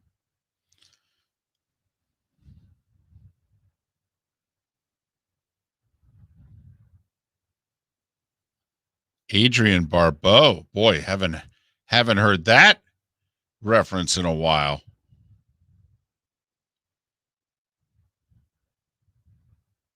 Bourbon, I think they might bring back Vice City. Or I think the next game might have multiple locations, and one of the locations will be Vice City. If they do that, though, it'll be one of the greatest games of all time.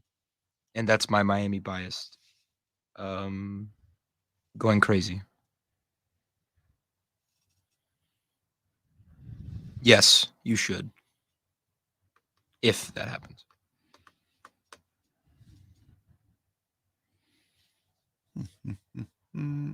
Damn. Yeah, that was a while ago. My first console was a GameCube. I also had a Game Boy. Loved Cannonball Run. Absolutely loved it. 06, you retired from PlayStation 2. Listen, man, I don't know when that opportunity will present itself just because they're in such low quantity right now. But check out the PS5. It's crazy. It is insane. Talking video games in here, are we? Yeah, Barrett and Bourbon was talking about how he used to have PS2 and retired in 06 from gaming. Can you do me a favor? Yeah. And switch us? Either switch us No. switch the names. I thought I had it that way. I got to do the names again. A little bit of a pain in my ass. Yeah. Huh.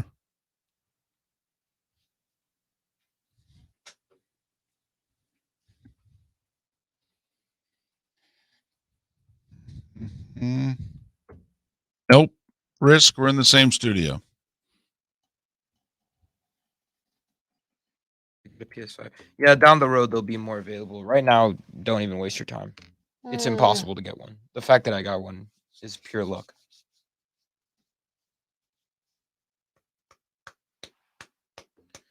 PS4s are great, Barry. They're just fine. Yeah, PS4s too. PS5s are expensive too. All right, we're coming back.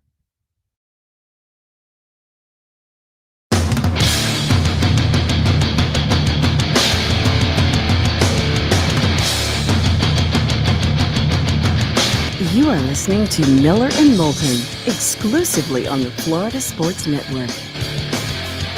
And now, here's Mark Miller and David Moulton.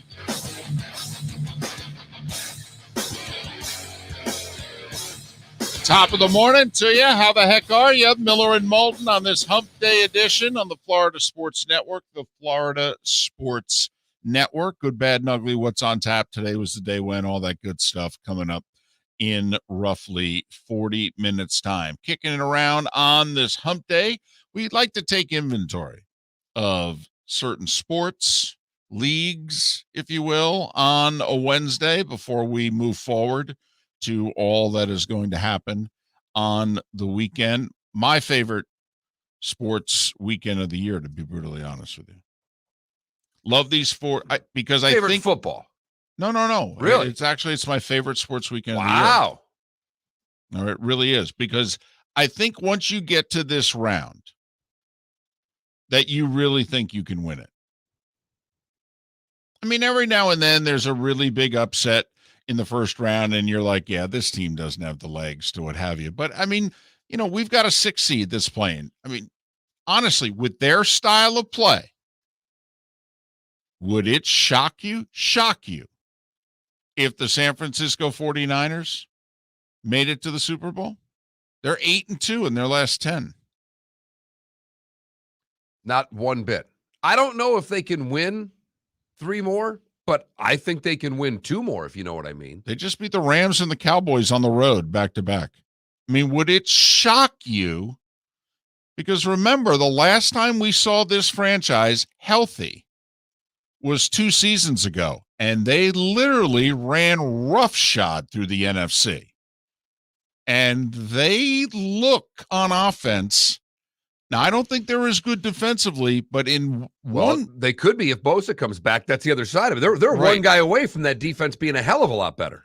And offensively, that running game with Kittle is starting to look as dangerous as it was in 2019. So, I mean, I literally think I will say this. It would shock me. Maybe shock's too strong a word. It would really surprise me if the Bengals got to the Super Bowl. It would not really surprise me if they won this week. It would really surprise me if they got to the Super Bowl because obviously they'd have to go on the road and win an AFC title game and what have you. It's so funny because I'd be shocked if Tennessee got to the Super Bowl, and I know they're the 1 seed. But I'm sorry. If I'm ranking quarterbacks in the AFC, they clearly have the worst one, and it ain't close. I would agree with that, and I'm, and you're a Tannehill guy. I'm a president of his fan club. Right. Right. I mean, you and Lauren. I mean, it's. Yes, she is ahead of me, but I really think I'm at least board of directors or what have you. I'm there. Absolutely. I think you're the founding member. I think she went, there's one of these. I guess I have to support it. I will say this, and it's tough to make Saturday and Sunday comparisons, and I don't know if there's a team with as dominant a unit, but Georgia just did something that we didn't think was possible anymore in football at the highest level. To win a championship with a quarterback that we think is only of a certain level. Now, you can decide whatever that level is to you, average, pedestrian, above average, or his best day is he's no better than good. But the thought lately has been you can't win a championship, whether it be on Saturdays or on Sundays, unless you have a quarterback of a certain level. Okay, does that mean a Jimmy G, a Ryan Tannehill-led team can win you a championship? Because we just saw it happen on Saturday. And I think a Ryan Tannehill team could if there was a 100% healthy Derrick Henry. I'm as fascinated to see how he plays as anything else in that game. They also are the team that has dealt with the most injuries all season long. Which is why I think they should be getting a little bit more credit and respect. They managed to be the 1 seed in the AFC with playing like 88 guys. And I think we take away the fact that they got 4 games with Houston and Jacksonville in part of that discussion. They were in one of the worst divisions, if not the worst division in football. You'd have to put them up against the NFC East and have a hell of a war between the two of them to figure out which one was a little bit worse this year. So I'm with you. I get it. But I don't know if the 2 weeks were enough to get enough guys healthy. How healthy? I am fascinated by what their running game brings to the table because, as Mo Egger pointed out on our show today, we don't even know what the starting defensive front for Cincinnati is going to look like on Sunday. Well, I don't think it's going to be good. And I think Tennessee physically is going to dominate the Bengals on both sides of the ball, to be honest with you. I think they're going to win this game in the trenches. But it would surprise/shock me if the Bengals got to the Super Bowl. More so than if the Niners got there, even though the Bengals won their division and are a 4 seed and the Niners are a 6. Right, but it would. That's the team that would surprise/shock me. But I think once you get to this round, you start to dream. If you're a player and if you're a fan, you start to think, you know what, we can do this. David, there's no doubt. And I will say this is beyond football. It does not matter the sport. For the most part, hockey, you went around, all of a sudden you start thinking a little bit. Basketball, maybe not as much in the NBA because there's a lot that has to happen. But there's something about a first round win. Right. Okay. That changes. No one's talking about it. But it changes the mentality of the room. Everybody becomes a little bit more laser focused. Everybody starts being, starts being a little nicer to one another. Everybody knows what's at stake once you get a small taste of it. It's my favorite weekend of the year. All 4 games, I have the same nervous energy and excitement because I almost always think that at least 7 of these 8 teams have a real shot. And it's just now at this point, it's all about styles and matchups and, who's healthy, etc. I mean, come on. Would it really surprise you if the Rams came to Tampa and won? Surprise you? No. Would it I'm surprise having you a if tough time Buffalo right now. won? Hey, I want the Bucs to win. I have a lot of different reasons to want them to win, but one, I'm rooting for them. I mean, the minute they got Brady, I thought this was so much fun to watch, and they've been a great team to watch. When we talk about Cincinnati and their defensive line, what area do we want to talk about the Bucs and them being banged up against the Rams right now? They already lost to them one. Their offensive line's banged up against one of the better pass rushing teams in the league. I'm nervous as hell for the Tampa Bay Buccaneers. Eric Henry practiced in pads for the first time since his injury yesterday. Remember, he was ruled out very quickly as if he was going to try and play week 18 against the Texans. They didn't play him. Turned out they didn't need him. Then he had all last week, but he practiced in pads yesterday.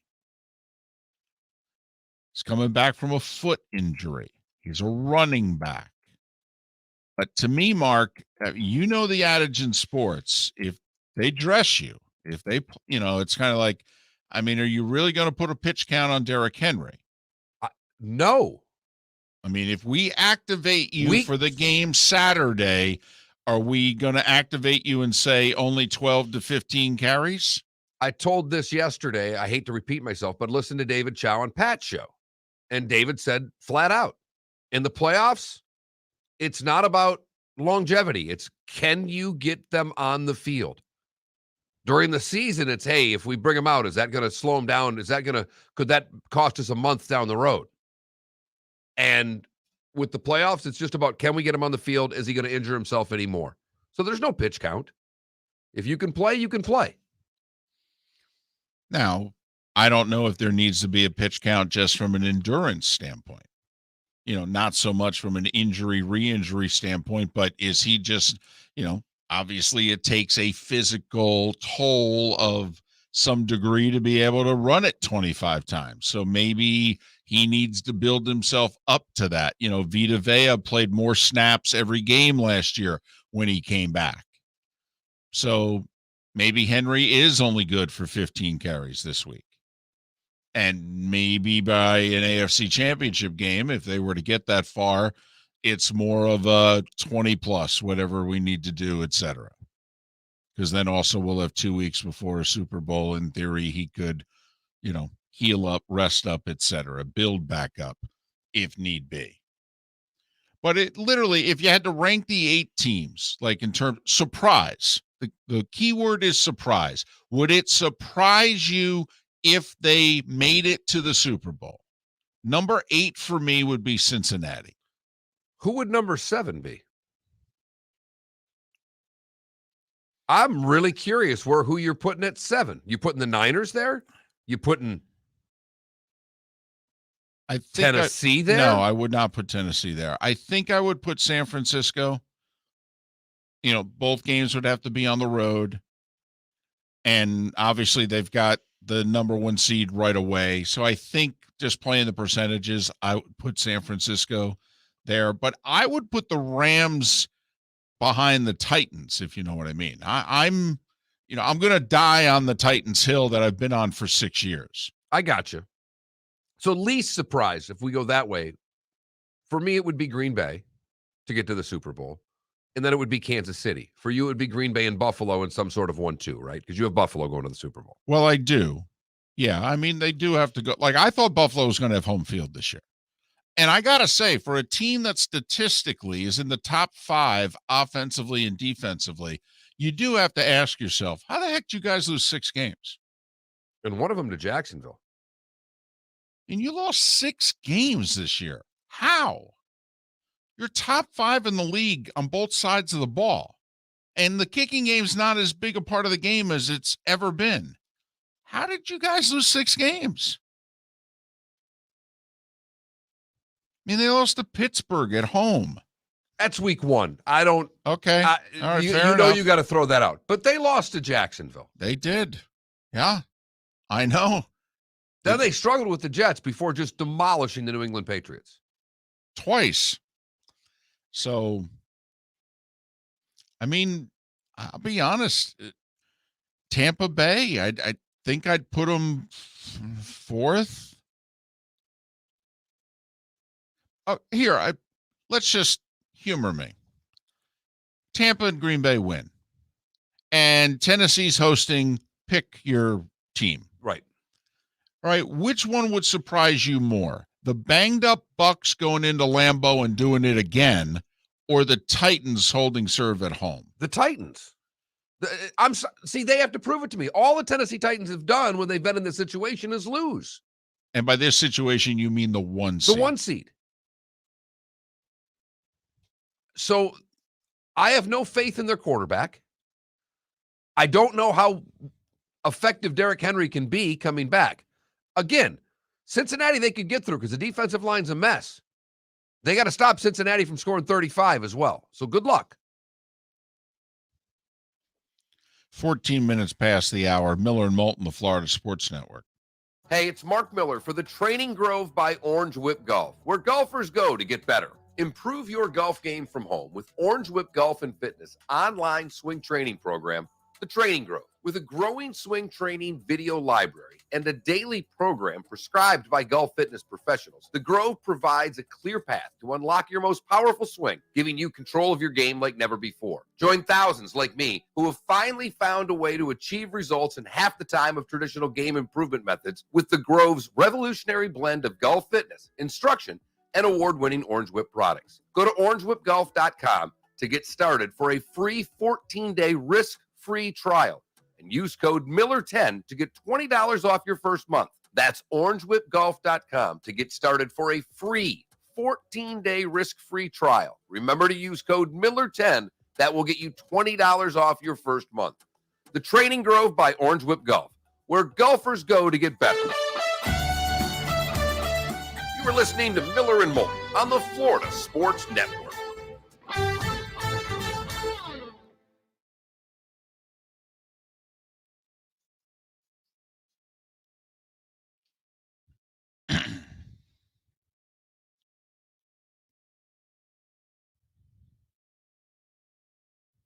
So, Bourbon, what if they beat the Bengals? I mean, I will say they haven't been in this spot in a while. And when they've been in this spot, it was with Jeff Fisher as head coach.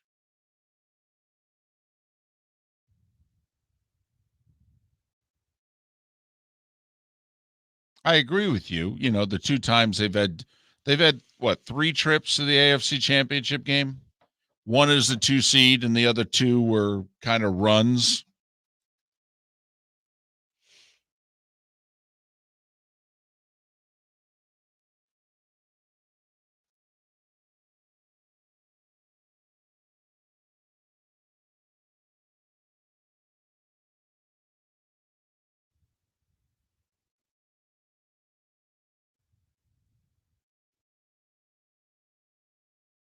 Well, I mean, Bourbon, you can pretty much say that with all the teams in the playoffs. You know, Mo Ager had the stat games. The Bengals don't turn it over. They're 10-1, or they.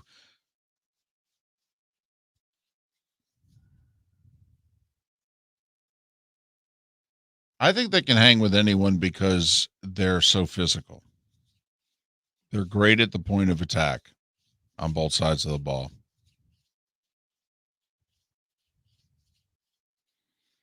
And yeah, Adam, you know, with Julio Jones, to me, Julio Jones is kind of like Sammy Watkins, who at this stage of his career, he's not a good regular season guy, but you need him to give you 2-3 playoff games.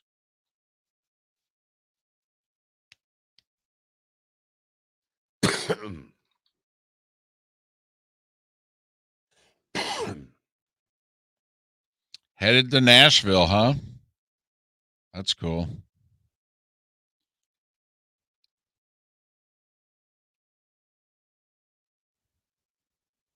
Oh my God.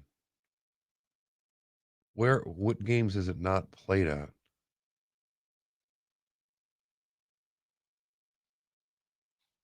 Oh boy. Florida's trying to pass a law making it you have to play the national anthem before every game. Every professional game. As if we don't do that already.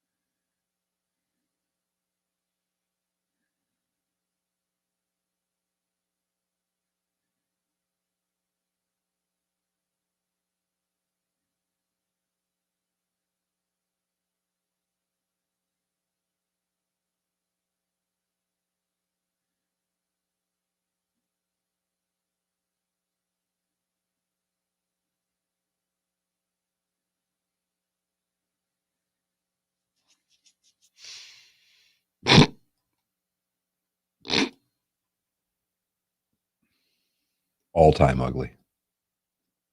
Oh, really? All time.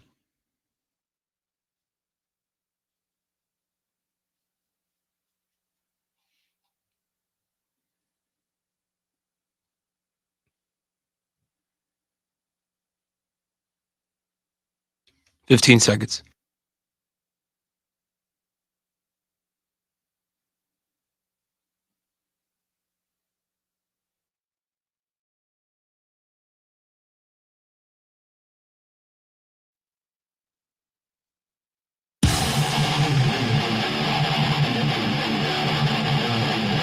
You're listening to Miller and Moulton, exclusively on the Florida Sports Network.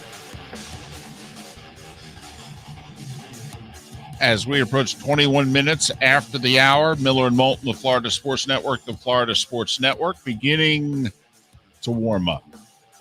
And it'll warm up rapidly now. Our poll question dealt with before the warm-up, last couple days.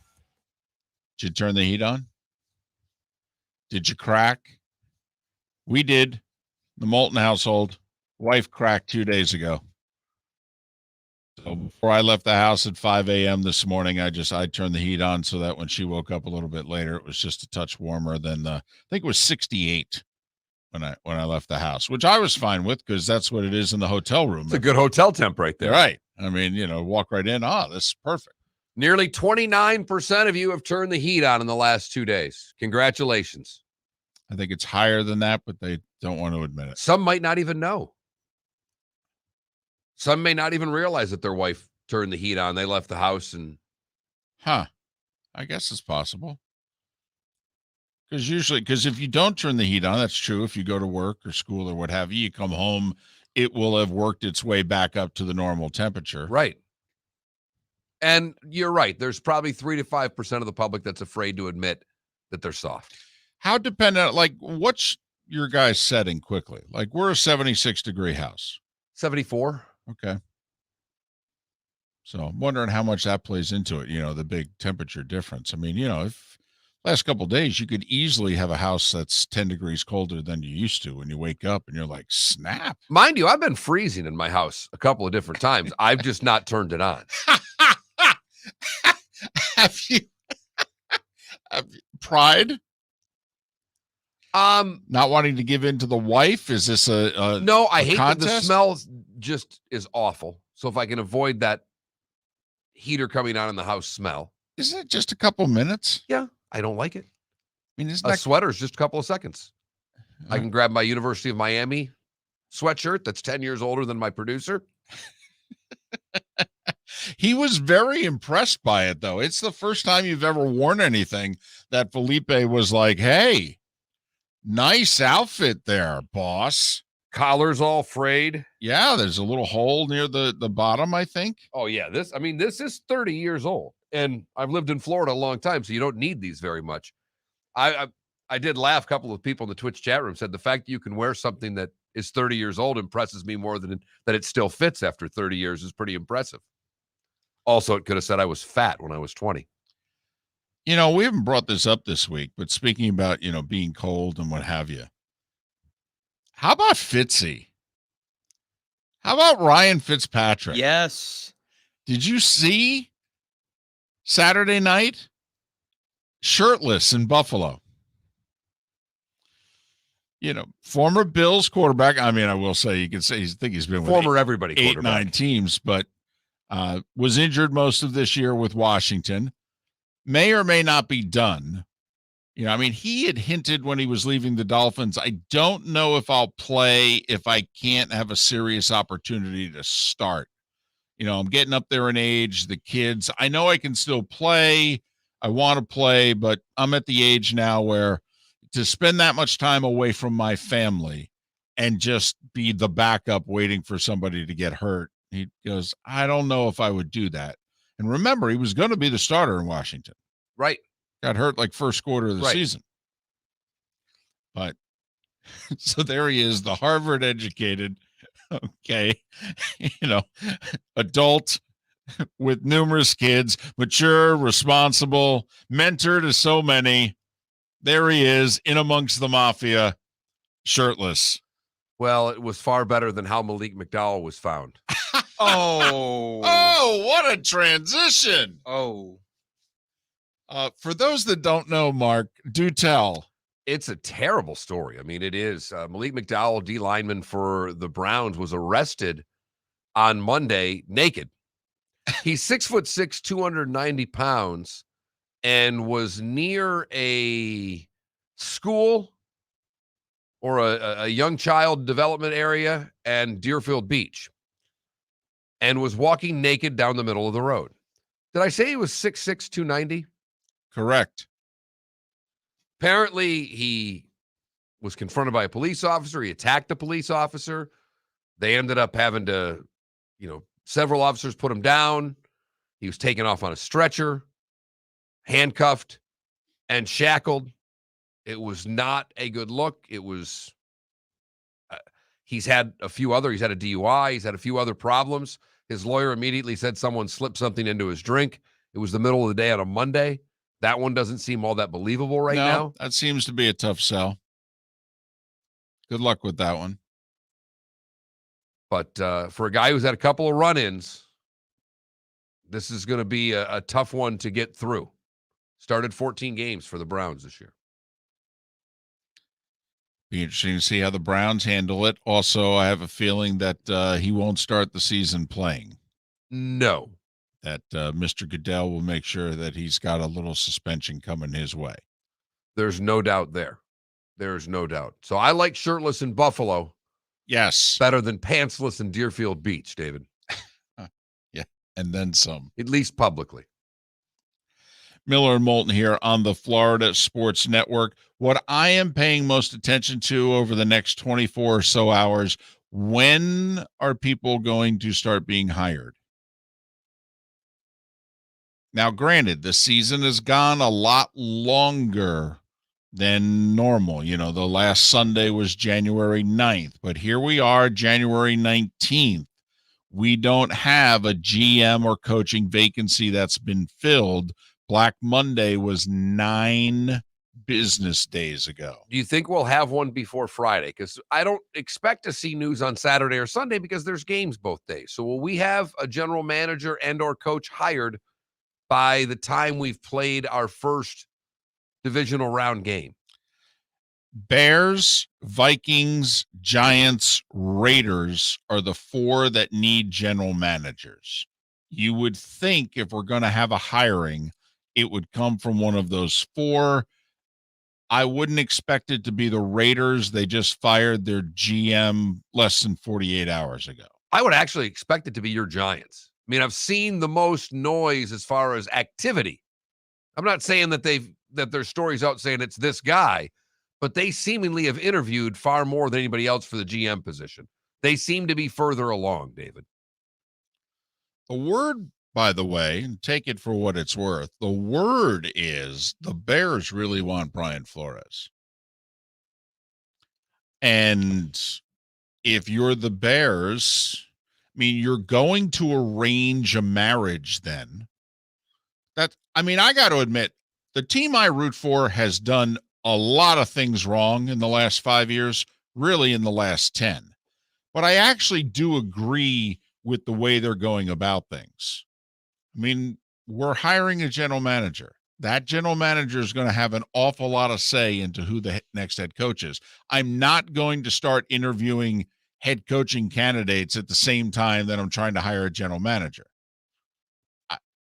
To me, that seems silly. So the owners meet with these coaching candidates, and then the new GM comes in and goes, yeah, I don't want anything to do with him.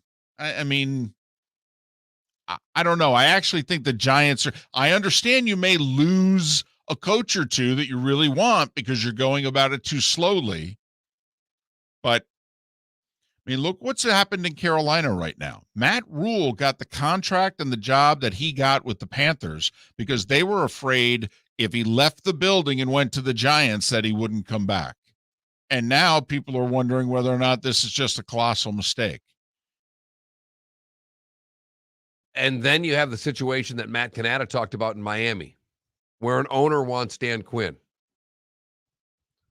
Chris Greer wants the owner wants the coordinator from Buffalo. Brian Daboll, because he was with Tua at Alabama, and the word is he would like to work. Like if he has the choice between the Dolphins and the Giants jobs, he would prefer the Dolphins job because of Tua. And I don't blame him. Greer wants to bring in Quinn. And Quinn's got his whole staff lined up. And if I'm Greer, I'm a little nervous because if your owner wants a coordinator that's tied with an assistant GM, and I know he loves Chris Greer, but this could be, this is the ultimate fight that if you lose this one, you could lose everything if you're Greer. Well, I do think if you're Greer, you don't get another one, if you know what I mean. I mean, it's been 20 years. The owner sided with you in the argument, power struggle, however you want to call it. And sided with you when he got rid of Tannenbaum and gave you the power that you had obviously been asking for a while.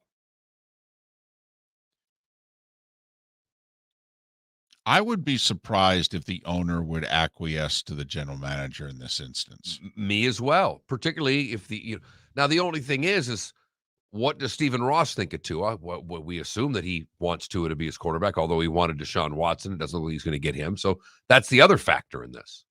Right. And once again, if you believe the word that came out over the weekend, it was that the Dolphins had settled on Tua's their guy. They're not going after Watson or Wilson. It's all steam ahead, if you will, in 2022 with Tua. So the owner wants Daboll, and Greer wants Dan Quinn. My money's on the owner. Mine is as well, but I think that the GM's right. I don't want to go backwards with another guy who's never coached before. By the way, if the owner gets his way, this will be yet another first-time head coach that the Dolphins are going with. Right. I'm siding with Greer here. Flores, Gase, Philbin, Sperano, Cameron. Butterflies. Since Dave Wanstead, who had been a head coach with the Bears before the Dolphins won double-digit games for you, Miami. Remember that a few times. Yeah. Won 40 games his first 4 years as head coach. Yeah. Went to the playoffs twice. Those are the good old days, as we refer to them, talking about the Dolphins now. Right, just going to the playoffs, the good old days. 28 minutes before the hour. The good, the bad, and the ugly, and a whole lot more coming up as we put this Hump Day edition to bed. Miller and Moulton on the Florida Sports Network. We've hit the divisional round of the NFL playoffs, and DraftKings, the official daily fantasy partner of the NFL, still has huge cash prizes up for grabs. This week, new customers can get on the game and play free for millions with their first deposit. There are only a few weeks of football left, so draft your squad now. Playing daily fantasy football simple. Just pick your lineup of NFL stars, staying under the salary cap, and score enough points to bring home cash. And with a free shot at millions of dollars in total prizes, you'll feel the action of the divisional round like never before. DraftKings, safe, secure, and reliable. Best of all, you can deposit and withdraw your cash whenever you want. Download the DraftKings app now and use the promo code M&M to play free for millions. That's right. Enter promo code M&M to get a free shot at millions in total prizes with your first deposit. Get in the action for the divisional round only at DraftKings, the official daily fantasy partner of the NFL. Minimum $5 deposit required. Eligibility restrictions apply. See DraftKings.com for details. You are listening to Miller and Moulton on the Florida Sports Network.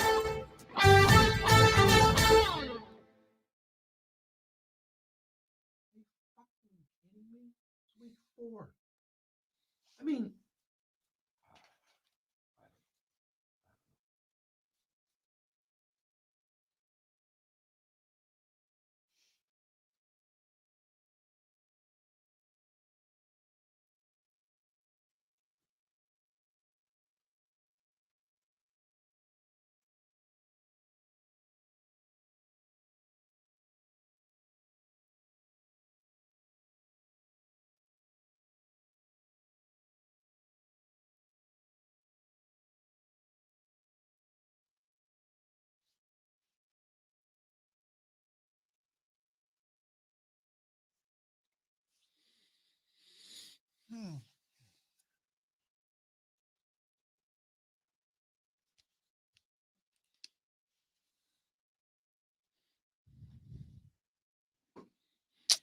Adam, I don't know what there is to update.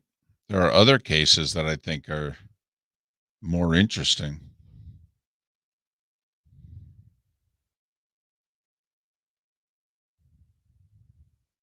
And I think the only update is whether or not the petition is going to get it on the ballot.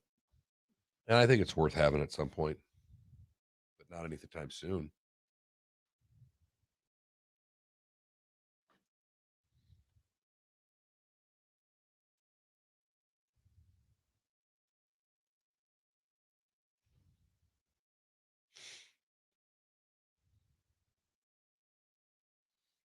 They know how to return a Serb. Wow. Good one, Johnny O. Good one. What was the joke? I got one that's kind of along your lines of the when you're doing the speaking engagements, because my neighbor called me, David, to tell me he wasn't coming down because of the hip, which was nice of him just because I was a little worried. And he goes, "How's it been there?" And I gave him my sock warning. I says, he goes, "How's the weather been down there?" I says, "I'll tell you what," because he's telling me how cold it was in Michigan. I'm like, "Mike," I go, "I'm not joking. We've had to wear socks and shoes like twice in the last week." He starts laughing. So he has to give me a joke, but I'll give you the brief version. They bring a hypnotist to this old folks home. He's got the whole group there. And he's talking to him. He said, "I just want you got to follow along. This works. We all play along. This will be great." And he brings out the watch, and damned if he doesn't hypnotize all of them. But as he's going, the watch falls off the chain, falls to the ground, and the glass breaks. Shit. Needless to say, he's never been asked to step back to that old folks home. You can use crap, but it's funny. It's a pretty, for this area. Yep. You always. Yep. Those play in this area. Yep. I forgot Kenny Double had one. There was two guys. It was three things, and I don't remember. I don't remember the third one was. It was the first one was whatever. The second one was your age use. If you get a hard on, use it. And the third one was never trust a fart. And I never remember what the first one was because that was another good one. That was Kenny Double's go-to. Yeah, Adam, Barstool's going to push it because it's their only chance to get in.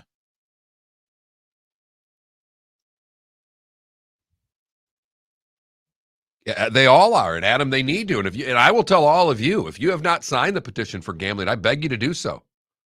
Doesn't mean get the evidence out there, vote accordingly. But the Seminoles, once again, are doing a hell of a job.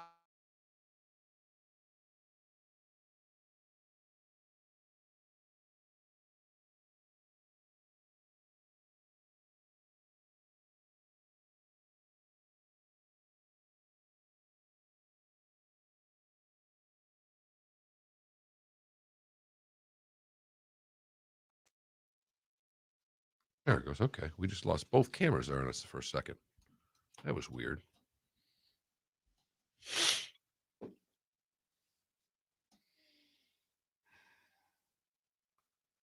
"30 seconds."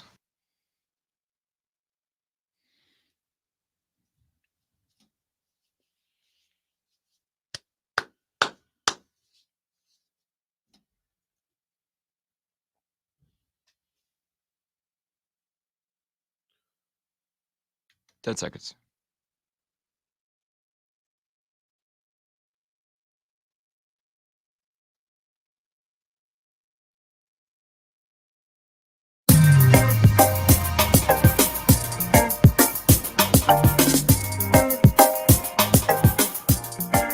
Welcome back to Miller and Moulton, only on the Florida Sports Network.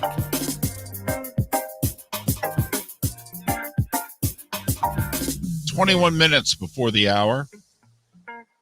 Miller and Moulton on the Florida Sports Network, the Florida Sports Network. Without further ado, let's get to...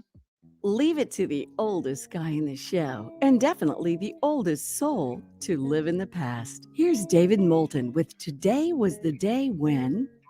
And I'm really not going that far back. All right. Compared to how far back I usually go. 1934, 88 years ago today, baseball commissioner Kennesaw Mountain Landis denies the appeal from Shoeless Joe Jackson for reinstatement into baseball 15 years after the Black Sox scandal. Certainly seems to have been a mistake then. Seems like it's still a mistake now. Now, I am not advocating doing something for PR purposes if you don't believe in the action in which you are taking. I think you and I, if we were commissioner of baseball, believe that Shoeless Joe, Pete Rose, maybe even a couple of others who are on the banned list, if you will, that we would put them back on the eligible list. I think for sure that's the way it would be, because, and we've also said this, I don't think anything happens with Pete before he dies. Oh, I definitely agree. I mean, This is all still going on because Pete Rose is living. And it's a joke. Well, with Shoeless Joe also, he was a leading hitter in that World Series. Right. He hit the only home run in that World Series. And he was functionally illiterate, and his signature was an X. I mean, I do think that there's a lot of evidence that there's no doubt that something went on there. There's a lot of evidence, though, that he did not partake, but that he is guilty by association. I would have no problem making that case before the jury. I know there's a good case on the other side, but I would rather have his case. 100%, David. 100%. I do think, though, that if you are Rob Manfred, well, now, with what is going on right now, with what we think is going to be a season that has a really good chance of not starting on time, spring training certainly looks as if it is going to be lost, or it's going to be some truncated, abbreviated, takes place a month later than it normally does situation. Could I convince you to, hey, I know you've already ruled once on Pete, like right after you came into office, you sat down with him, the whole deal. Could I get you to reconsider? Could we talk about this? Well, and he wouldn't go on the regular bat. It would be the Veterans Committee, and they might not let him in anyhow. Right? I actually don't think they would right away. I don't either. And it would give Manford something he has not had really any of, popularity. I mean, the only thing we're asking you to do is to reinstate him. You can't put him into the Hall of Fame. You don't have that kind of power. And the way it's set up, his candidacy and that of Shoeless Joe Jackson's would only be considered once every 3 years. By the Veterans Committee, and I think Shoeless Joe would get in a nanosecond. But 88 years ago today. Mark, a big day in 1952. First off, the PGA approved that, hey, you're black. We'll actually let you play in a tournament. So 70 years ago. 5 years after Jackie Robinson, obviously. And the NFL purchased the financially struggling New York Yankees and moved the club to Dallas, where obviously it died a quick death. Yes, never to be heard from again. Or America's team. You choose. Unless that's not the team that moved to Kansas City, was it? Is that the Chiefs? I thought that the team moved from Dallas to Kansas City and then... But that was... But I thought that was an AFL team. Right. So it probably wasn't. But 1963, Roy Emerson wins the first of his 5 straight Australian Opens. There's a few times in its history in which the top players didn't always play the Australian Open. Now, when the Australians were ruling the day, they played it all the time. But, there were many years there where McEnroe didn't play the Australian. Connors didn't play the Australian. One of the most famous college basketball games, at least regular season college basketball games. UCLA's 88-game winning streak came to an end today. Digger Phelps, South Bend, Indiana, the Irish score the last 10 points of the game to beat UCLA 71-70. I've got the whole New York Yanks thing here. Go back to it. Really quickly.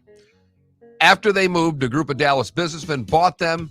They basically called it a new franchise. It was the Dallas Texans. They played at the Cotton Bowl. They played 1 year. The remains were awarded to a Baltimore-based group used to start the Colts. However, the NFL and the Colts do not consider the Colts to be a continuation of the Yanks or any other franchise. So basically, the franchise came to an end. 1977, it snows in Miami for the first and only time in recorded history. That must have been a heavy jacket warning. Maybe a scarf. January 19th, 1977. Mark, on this day, the last full day of Ronald Reagan's presidency, he pardons George Steinbrenner for his conviction for illegally funding the Nixon re-election campaign of 72. That goes back to Billy Martin got fired the first time as Yankees manager because he was fighting with Reggie and he was fighting with George, and he was asked about Reggie and George, and he said, well, the one's a born liar and the other's convicted. And actually, technically, I believe Billy resigned. But that was the first time. And that's what Billy was referencing.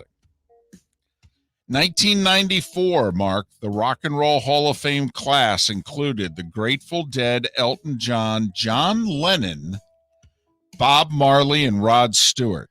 I got to go back and look at these in order because yesterday the Stones got in on the 4th ceremony. How the hell they missed the first 3? That's all. I know there's got to be an order to this, but by the way, Lennon is that Lennon as a solo artist? Which that's iffy. That is. 1996. Boy, I was working in Fargo. We were 3 hours due south of Winnipeg when this went down. The NHL approved the sale of the Winnipeg Jets clearing the way for its move to Phoenix. That's probably the biggest mistake of his commissionership, isn't it? The NHL team in Arizona. Yes. I mean, that's been the biggest. And it looked like it was going to work on paper. It really did. Well, and the market is now huge. It's now the 6th largest market in our country. The problem is the Suns own Phoenix and have done everything they can do to make sure that this franchise has not succeeded. They have not played well with others, have the Phoenix Suns. On this date in 2000, Michael Jordan returned to the NBA, no, not as a player, as part owner and president of basketball operations for the Washington Wizards. He would finish out this season as an executive only, and then during the offseason, he would say, might as well come back and play. We could use the help. Mark, 21 years ago today, El Chapo escapes a maximum security prison near Guadalajara. They bribed a guard he hid in a laundry cart. First day he was there, he wasn't in that prison 24 hours.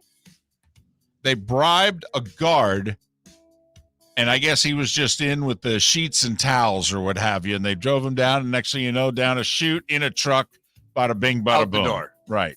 Not to be seen from for 15 years. 20 years ago today, the Tuck rule. Charles Woodson, Tom Brady. Oh, the Raiders get screwed by the refs again. John Gruden's last game as coach of the Raiders. Raiders are convinced, and for Woodson, who, if it wasn't for that Packers team in 2010, I mean, they lost an AFC championship game the year before.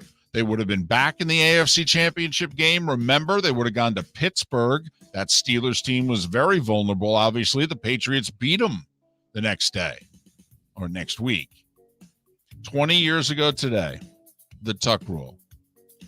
19 years ago today, Mark, the Bucks win their first NFC championship. They go to Philadelphia, beat the Eagles 27-10. 9 years ago today, Lance Armstrong admits to doping in all 7 of his Tour de France wins. And Mark, I thought it was fitting that it was 21 years ago today, El Chapo escaped prison. It was 5 years ago today, he was extradited to the U.S. Those that have passed on who were born on this day: Robert E. Lee, Edgar Allan Poe, Janis Joplin, Dan Reeves, Robert Palmer, Gene Stapleton, and Junior Seau. Archie! Jonathan Taylor is 23 years old today. JaVale McGee is 34. Frank Caliendo is 48. Katie Seagal is 68. Dolly Parton is 76. And legendary wrestler Pat Patterson is 81. And that, Mark, is today was the day. All right, couple of omissions. First off, just on the Dolly Parton one, just everybody needs to know she did write I Will Always Love You. The song Whitney Houston made famous. She did take it number 1 in country. You did miss a birthday that I kind of figured you would. Rapper Mac Miller would have been, geez. Damn. 20 today. Oh, no, 20? Or 30, I'm sorry. Yeah, I was going to say. He would have been 30 today. Born today, 92. Damn. Rest in peace. Legend. Little footnote, there was 2 inaugurations today, and I think these are spectacular stories. The 61 inauguration, the night before the inauguration, Sinatra throws a party to eradicate the Democrat Party's $2 million campaign debt. With Peter Lawford, he's able to get Nat King Cole, Harry Belafonte, Gene Kelly, Ethel Merman, and a bunch of others. That's for that inauguration. In 77, the Charlie Daniels Band and the Marshall Tucker Band perform at Carter's inauguration. There we go. That's spectacular. Which leads us to... You've heard folks elsewhere mock Florida is gonna Florida. Well, Mark Miller sees it differently. He calls it the good, the bad, and the ugly. What you got, Mark? You ever been in a long drive-through line, David? Yeah. Popeyes. This guy was in a long drive-through line. Then he, without placing an order, when he discovered that he had a scratch-off with him. And as he's waiting in line, he says, I forgot about this scratcher. Yeah, It was a $300,000 prize. Needless to say, he didn't get any meals. He just went and cashed it. Ding, ding.